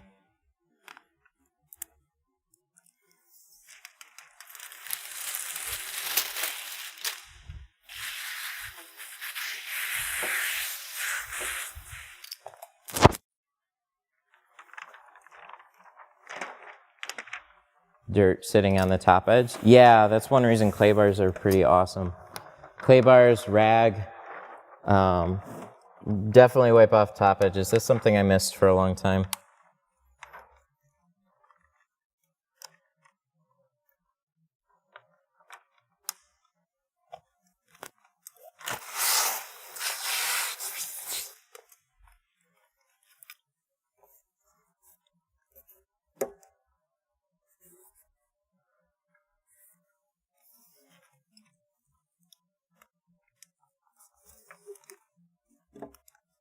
Have I used the clay rag? Very briefly for PPF. They're good. They work well. You have no reference for the dirt coming off of it, which is why I like white ones. So if they made clay rags in white, that'd be pretty awesome.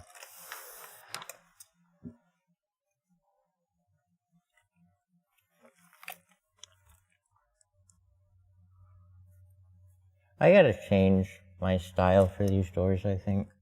I just don't think that this is a completely reliable method all the time. Shoving it down into the seal, peel.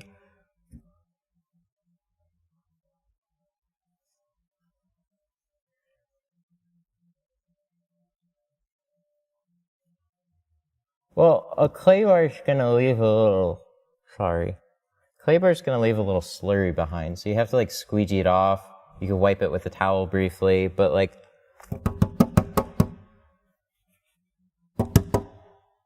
you're still gonna squeegee before you install it.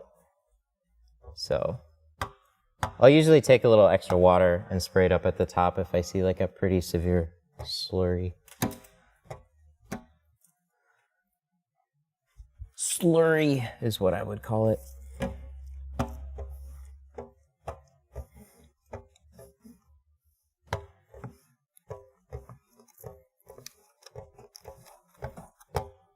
Add a little more slip.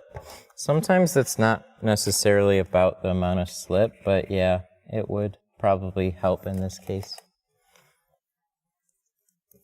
But like, you never really know that until you go to stick it. So it's like, here's like the frustrating bit, right? I'm all set up to do everything on my tank. and then I have to adjust the entire tank. So I'd have to like, I should just get maybe a couple spray bottles and like keep those handy. But it is what it is. We'll get this, we'll knock it out.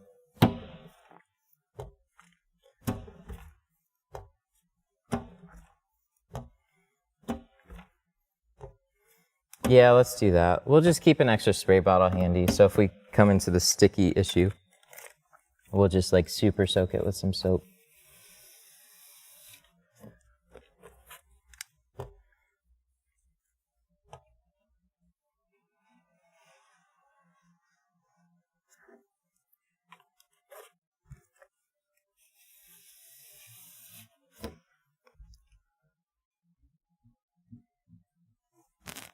Is that plastic on the door panel?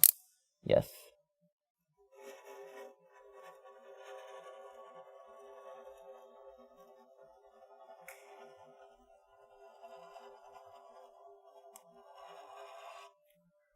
Where's the customer? Not here.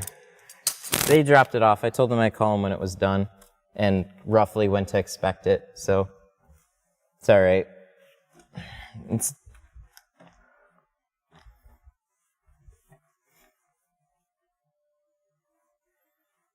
just a little bit, because if you cut it on the outside and lay it on the inside, your bevels, your cut is going to sometimes be a little bit different. So we had it positioned where this was just slightly over the edge. It's still a little close. Everything is looking pretty damn good. Good deal. Okay, we're solid on this one now. As long as there's no hairs. This looks good. Okay, very good. Okay, one more window. It's stuck. It's stuck again. Have I set up the workshop times yet? Not as much as what I'd hoped. I gotta put it on a calendar program.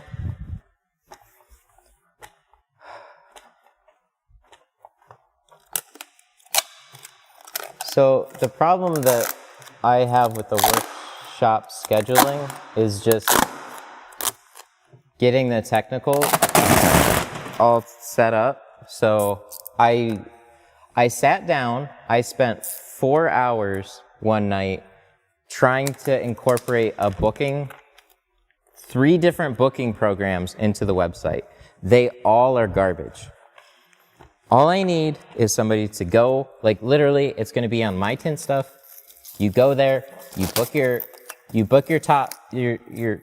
appointment or your spot for the day, and then it checks you out, and then it lets me know, and then it makes that spot unavailable, and I get to dictate how many spots are available. Super easy, right? No.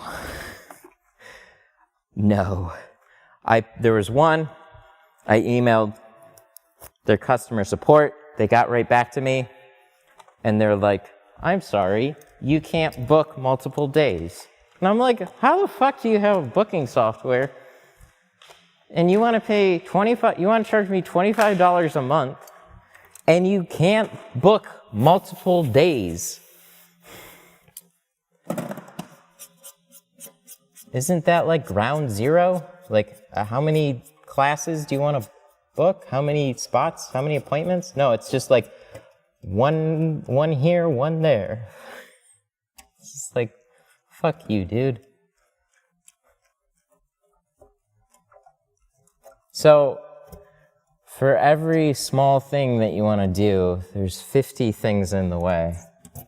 And that is not the thing that I thought that would slow me down the most.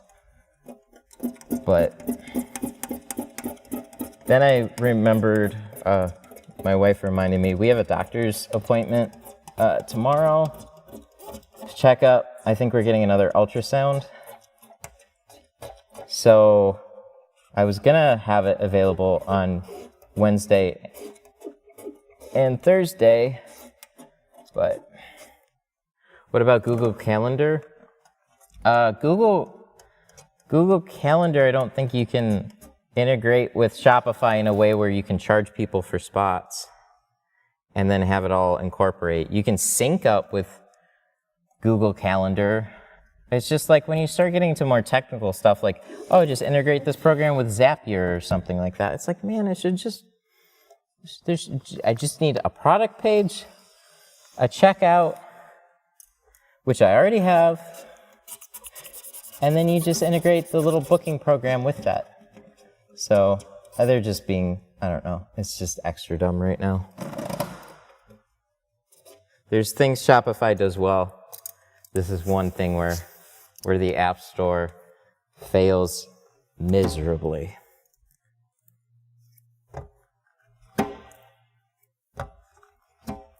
And the only way that you find out if they work or not is if you set them up. So you have to set them up entirely.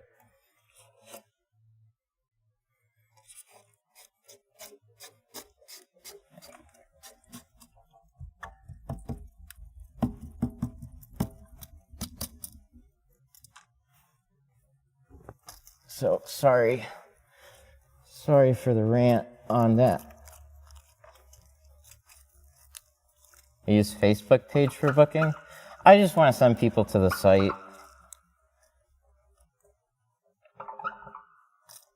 I have the site all set up. So that's why I just want to continue to use the site. The site I have for like other products and stuff like that. How about Square appointments? I didn't know about that one, and then I found out about one called Calendly. And Calendly embeds in a website too. So I'm guessing Square appointments would too. So I figured there was a Shopify app that would just be real easy to integrate. There isn't. So then I have to look at other additional third-party things. And as far as I can tell, there's one called Calendly that everybody seems to recommend. So we just need something that works. So we're going to go with that, I think. And that'll embed on the website Booksy, Calendly, Booksy, fucking all these.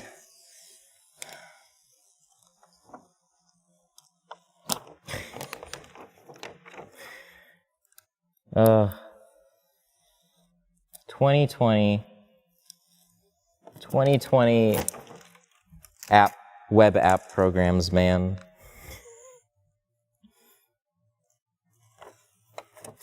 Hey!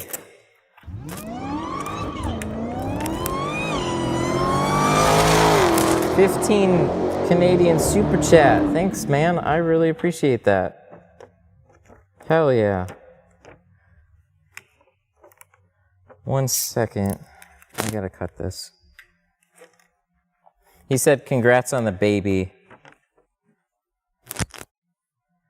Thank you so much. I really appreciate that. Something about a 3D ultrasound and you're finding out the gender? That's cool. We found ours out July 1st.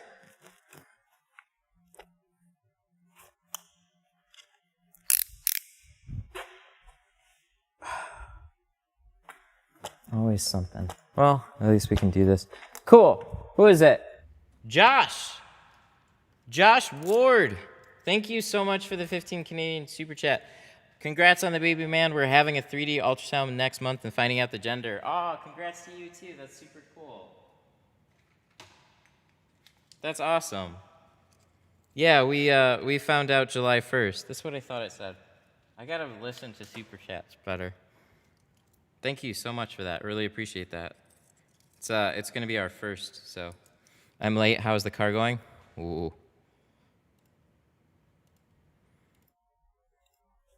It's going. We're making our rounds. We're just like, you know, for all the people that like showed up late in the stream, we're just gonna start tinting this whole thing all over again.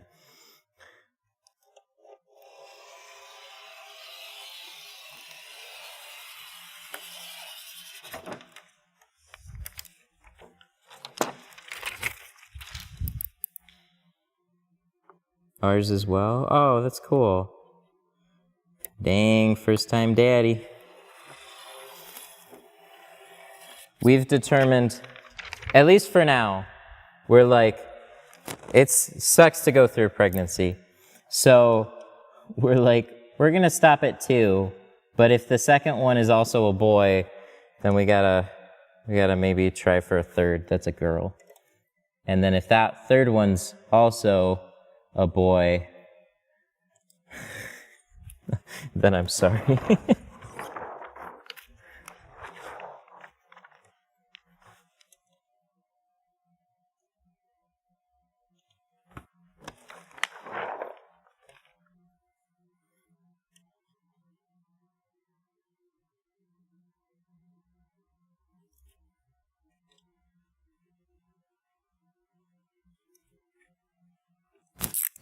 All right.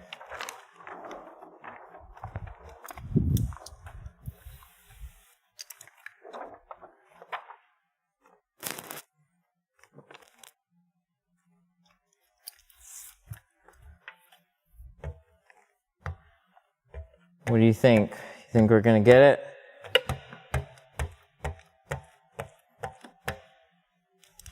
it? My friend has 4 daughters. My poor aunt, they have 3 boys. And like, my family, I have 4 brothers and 2 sisters. So we have 4 boys first before, my family had 4 boys before they had a girl. So my mom was like, ugh. She's like, boys are great, but it would be nice to at least have 1 girl.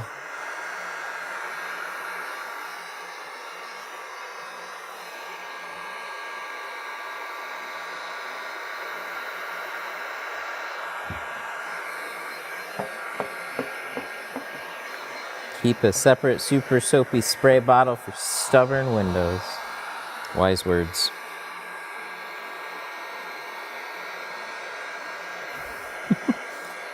How many vehicles you got for today? Well, we had a truck that was going to come in too, but we only have this one today. So you guys might be like, wait, what the fuck? Are you just running a tint business now? We're trying. Not as hard as what we could on the outreach and advertising thing, but the right appointments seem to be coming in. But we are going to be putting a little bit more, I think, into maps. Maps seems to be working really strong right now. So that was something that wasn't the case a while ago, working from home.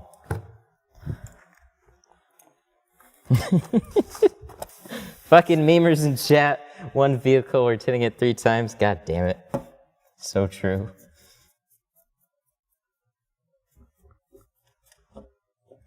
Yeah, and then I go to Symbol, and then I do like 3 full cars and a couple sets of doors. I come on stream, and I do 1 car. It's all right. It's just how it's gonna go, right? You need that time to build up a reputation.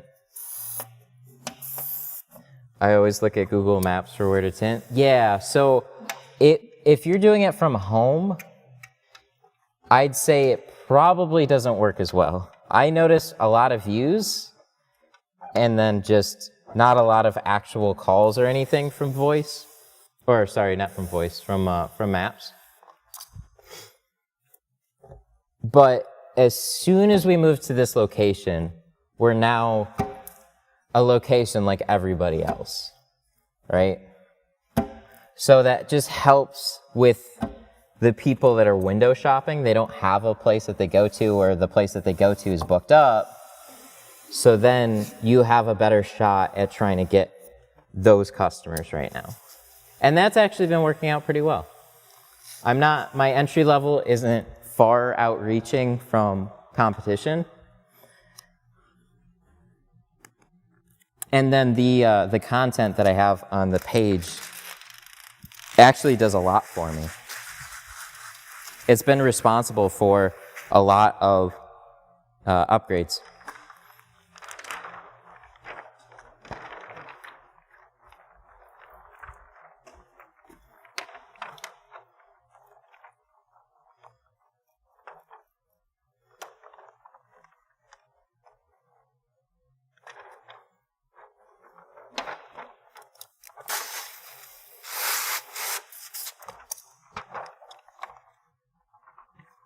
I need 3 hands here.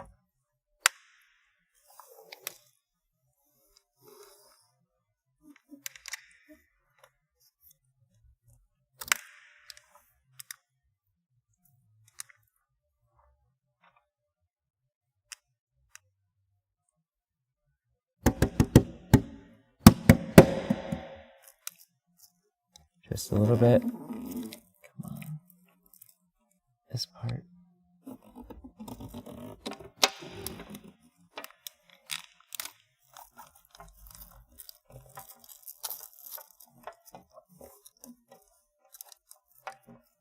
Guys, we need to sell Carpet Shield. Can we get sponsored by Carpet Shield? Because holy fuck. I would be their #1 account. I'd sell more than fucking Lowe's does.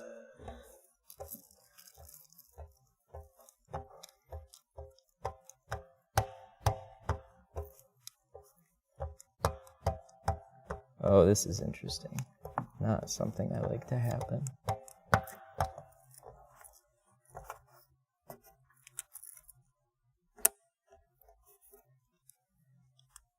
Maybe we should message Carpet Shield and be like, yo, dudes.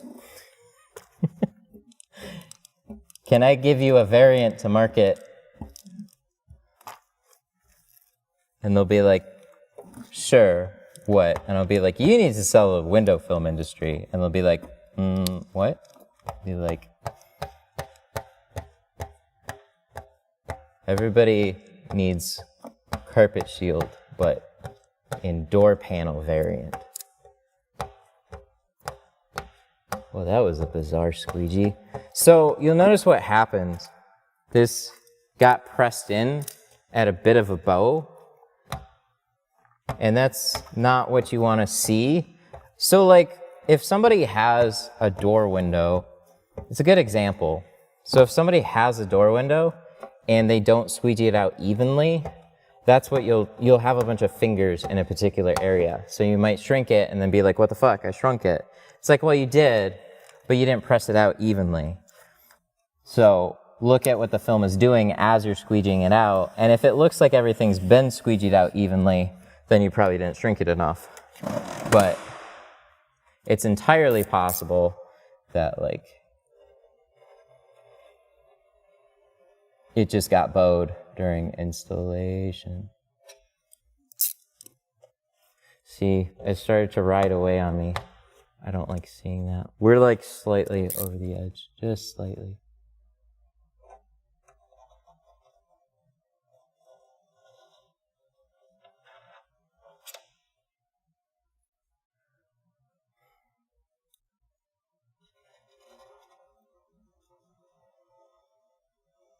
The wet shave. Yeah, but I don't know if this is gonna work. I don't think that did anything. I think we're gonna heat it. We've come too far.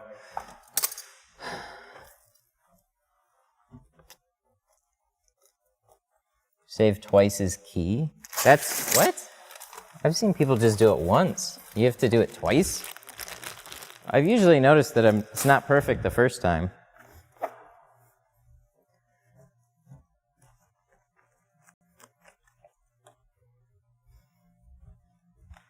Snap new blades. Well, I use like the entirety of the blade too. So I'm just gonna go get I'm gonna get a 30-degree blade, and then I'm gonna try it again. Please tell me that's, oh, thank God. You ever get like an air pocket smear or something like that? And you're like, uh-oh. Yes, twice. That's why you probably get a lot of warranties. I don't shave windows. I don't have peely windows coming back. What the fuck? What a jab.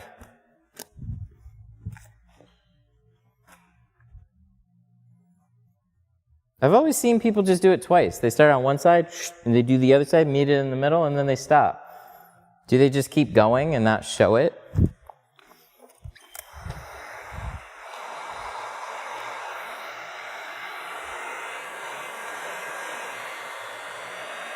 So we're gonna heat this up, and then we'll cut off the top because there's just a little bump on it.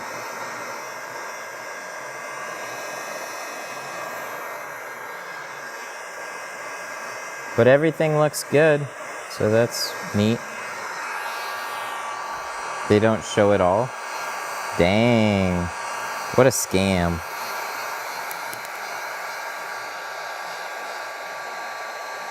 Can't trust anybody these days.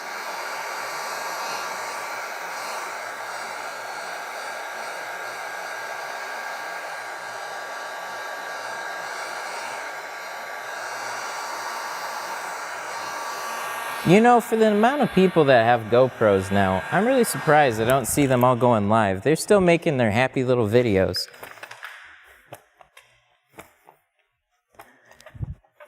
Where do you get the door panels from? Again, we get them from Lowe's. Carpet Shield. Not sponsored, but should be. All right, last little bit. What do you think? Whoever's calling that out in chat, you are the real MVP of the stream. I just gotta wait a minute because there's somebody that always like rises to the occasion now. All you guys, there you go.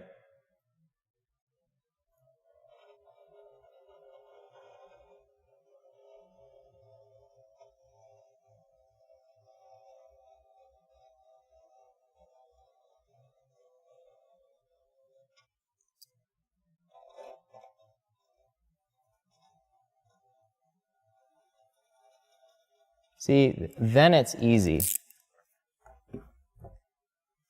See, now that's cool. You just heat it up, you shave it off, but that's the bitch's way to do it, right? That's like, I'm gonna be sure this isn't gonna fuck up. That ain't no wet shave. But you know what? We don't wanna risk it now. Fuck that, we're done. When you feel it stop, snap a new blade. I feel like I have a shaky hand the entire time. So it's kind of just like little chainsaw action going on. And sometimes it goes smoother, sometimes it just doesn't go as clean. It's like when you get nervous, you're just like, that's kind of what happens to me. Don't shake. Sure, let me just don't do that. I've always had a shaky hand. I've never had steady hands. I don't know if most people do or not, but you like hold something, like a knife or whatever, and you're still like shaking a little bit. There's always that shake. That's it.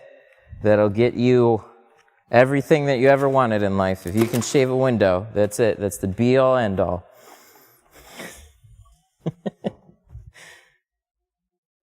Are we good here?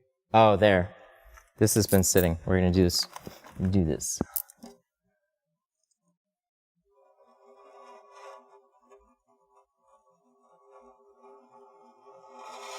Where are the sandals? Bro, we're in winter time now.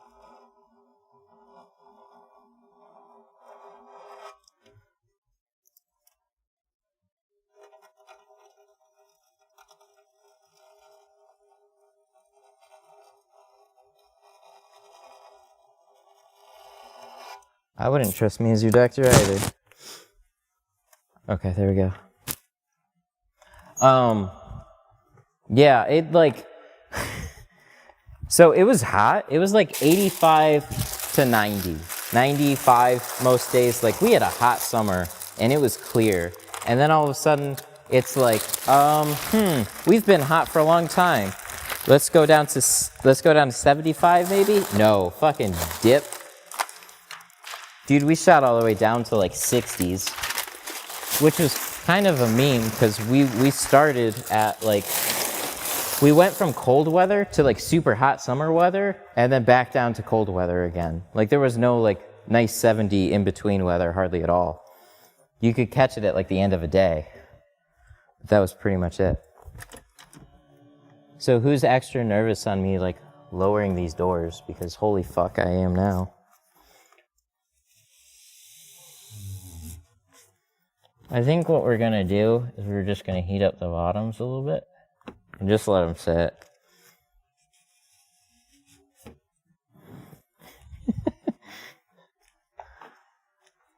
How often do you cut yourself on cheap tint? It's not that often. I had a dumb cut the other day though. I was cutting a door window on the outside of a car. And I just was making a stupid cut and I had my finger here and I went right off the edge into my finger. So, no good. All right, so this is looking good. We are very happy with this. We were happy with it before, but now we're extra happy because it's properly installed.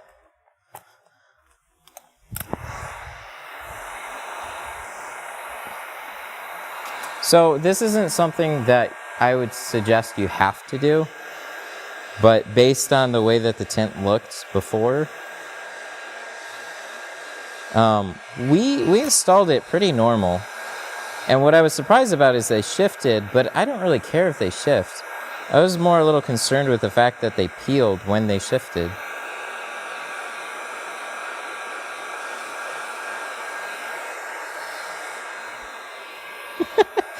How did it go with the new GoPro? We have not gone to get it yet.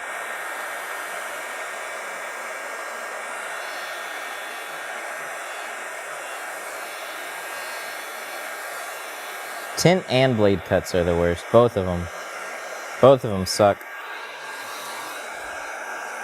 Because they just don't stop. It's not even that they hurt, they just don't stop bleeding.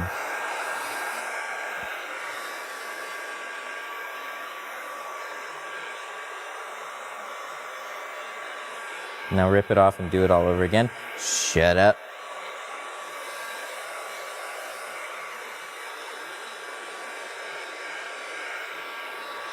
Look at how clean this looks, though. Good stuff.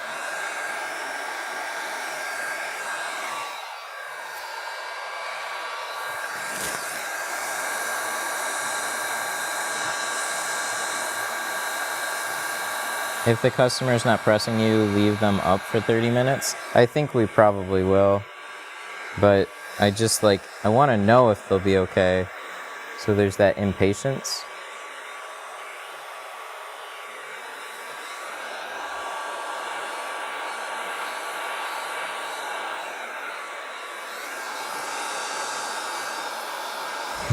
Hey Matt, are you getting that GoPro 9? I already ordered it. I didn't know it was coming out today. We bought it on stream. But it's bought it on stream online. So it'll be at Best Buy.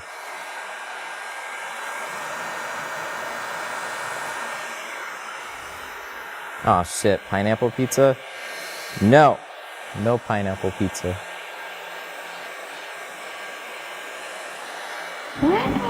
Hey! Thank you for the $2 super chat. Really appreciate that. That's going towards the GoPro fund.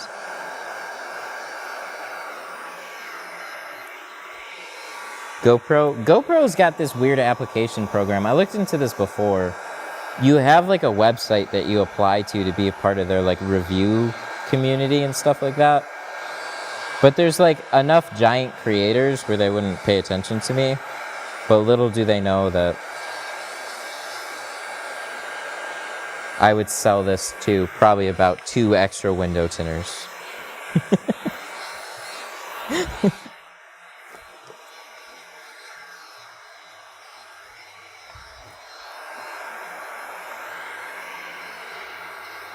So we don't usually warm them up at the bottom. We usually just they're fine. Lick them, stick them. You snap them, they're good to go. I'm doing this as an extra precaution right now because when I did them the first time,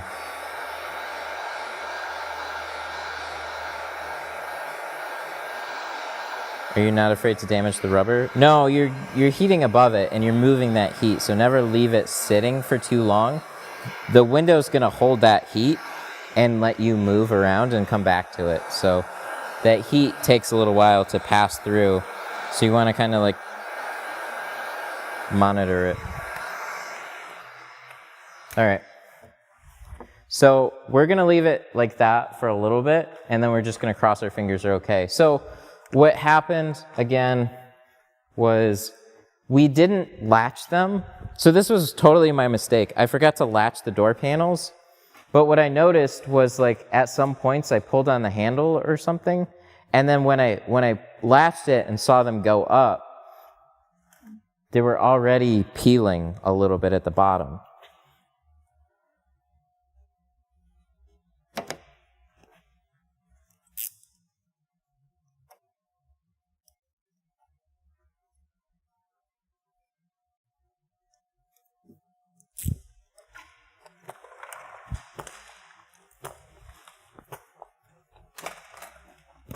Uh-oh. Frozen! Good God, what a long stream. Wow, that's good. Whew. Okay, so that was a big meme.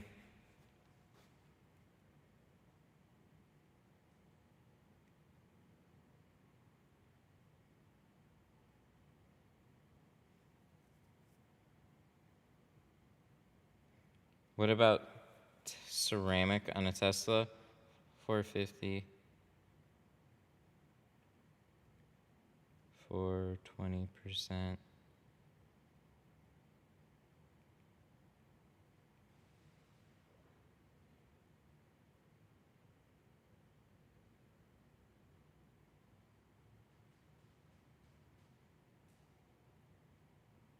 Uh-oh. Sorry, I'm catching back up on messages from earlier. Pretty sure.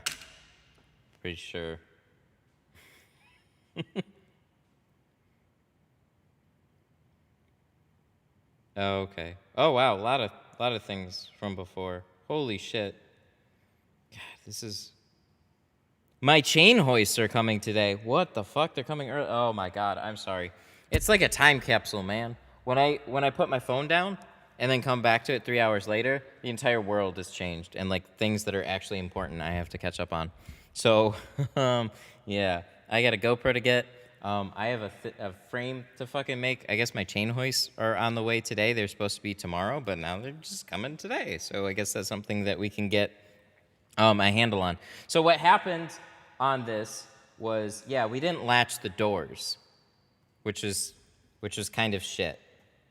So then we pulled it, and then they peeled a little bit. Oh!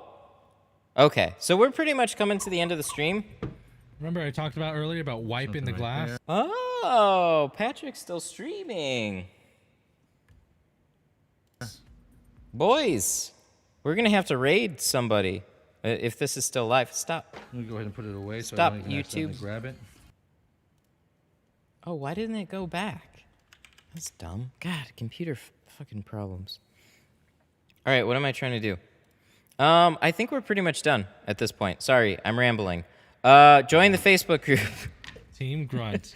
And Team what Grunt we're gonna and have to do is we're gonna have to raid Patrick. So first, I want to say thank you to all the super chats. That shit right now. This car was like, dude, just dumb problems on my end. You guys aren't completely estranged to that, but thank you so much for all the support today. Jamie, Jamie, Emmanuel, Lewis, Jamie, John, Jamie, Charles, T-Jet, this guy, Jamie, Alligator, Steven, this guy, Jamie, Josh, and Jamie, again, coming in strong at the very end. Thanks you guys so much for all the... Yeah, I gotta see. Hold on, let me see what the Oh, is Patrick playing right now? On my windshield. Do I have that on audio? Here, I gotta mute him. Okay, so here's the plan. Here's what we need to do. We need to take everybody here and I'm going to link you Patrick's stream, and we're all going to go over there and say, "What's up, dude?" Or what should we say? I don't know. Squeegee flip? Flip squeegee? I don't fucking whatever. Go here. Oh, I don't want to do that. Fuck. Okay, here. Everybody go to Patrick's stream. I just dropped it in the chat. Go there. Go say what's up. It's because we're going to end things here. So, sorry this stream turned out pretty rough at the end. We had a lot of issues. But yeah, he's currently streaming on his channel. If you guys don't know, Patrick Latman, he's a pretty great live stream tint dude. Good friend of mine. So go hit him up. Go say what's up. And I'm going to drop that link in chat, and we're going to end things here. Sorry, it's just like I got a bunch of things on my mind, too. It's not a link. What do you mean it's not a link? Okay, hang on. Let me go to mine. Here, let me drop it again. I'm going to drop it again. Come on, YouTube. There you go. Link. There you go. Go there. Click that. Go to Patrick's stream. Go say what's up.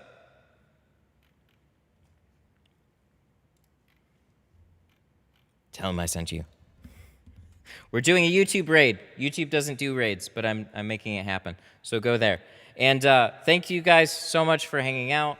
I'm just like scatterbrained right now. I don't know. This stream turned into like, it was super cool. It turned out great.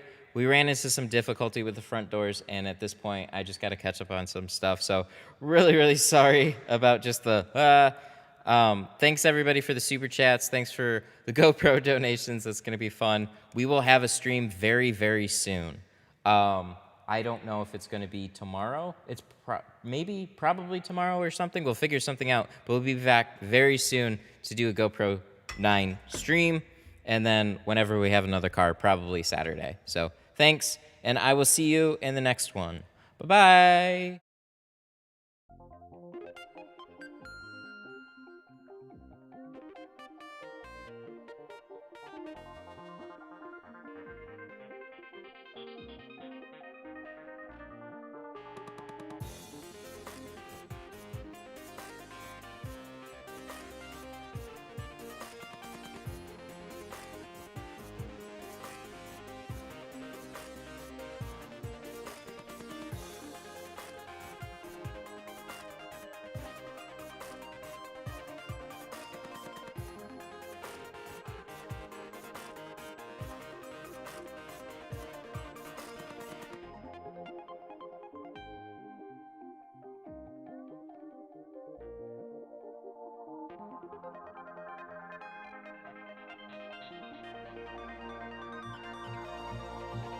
Was good. This was Thanks, guys, for going over to Patrick's. I really appreciate that. I've seen a bunch of people. That's sweet. Thanks, guys. I like it. Bye.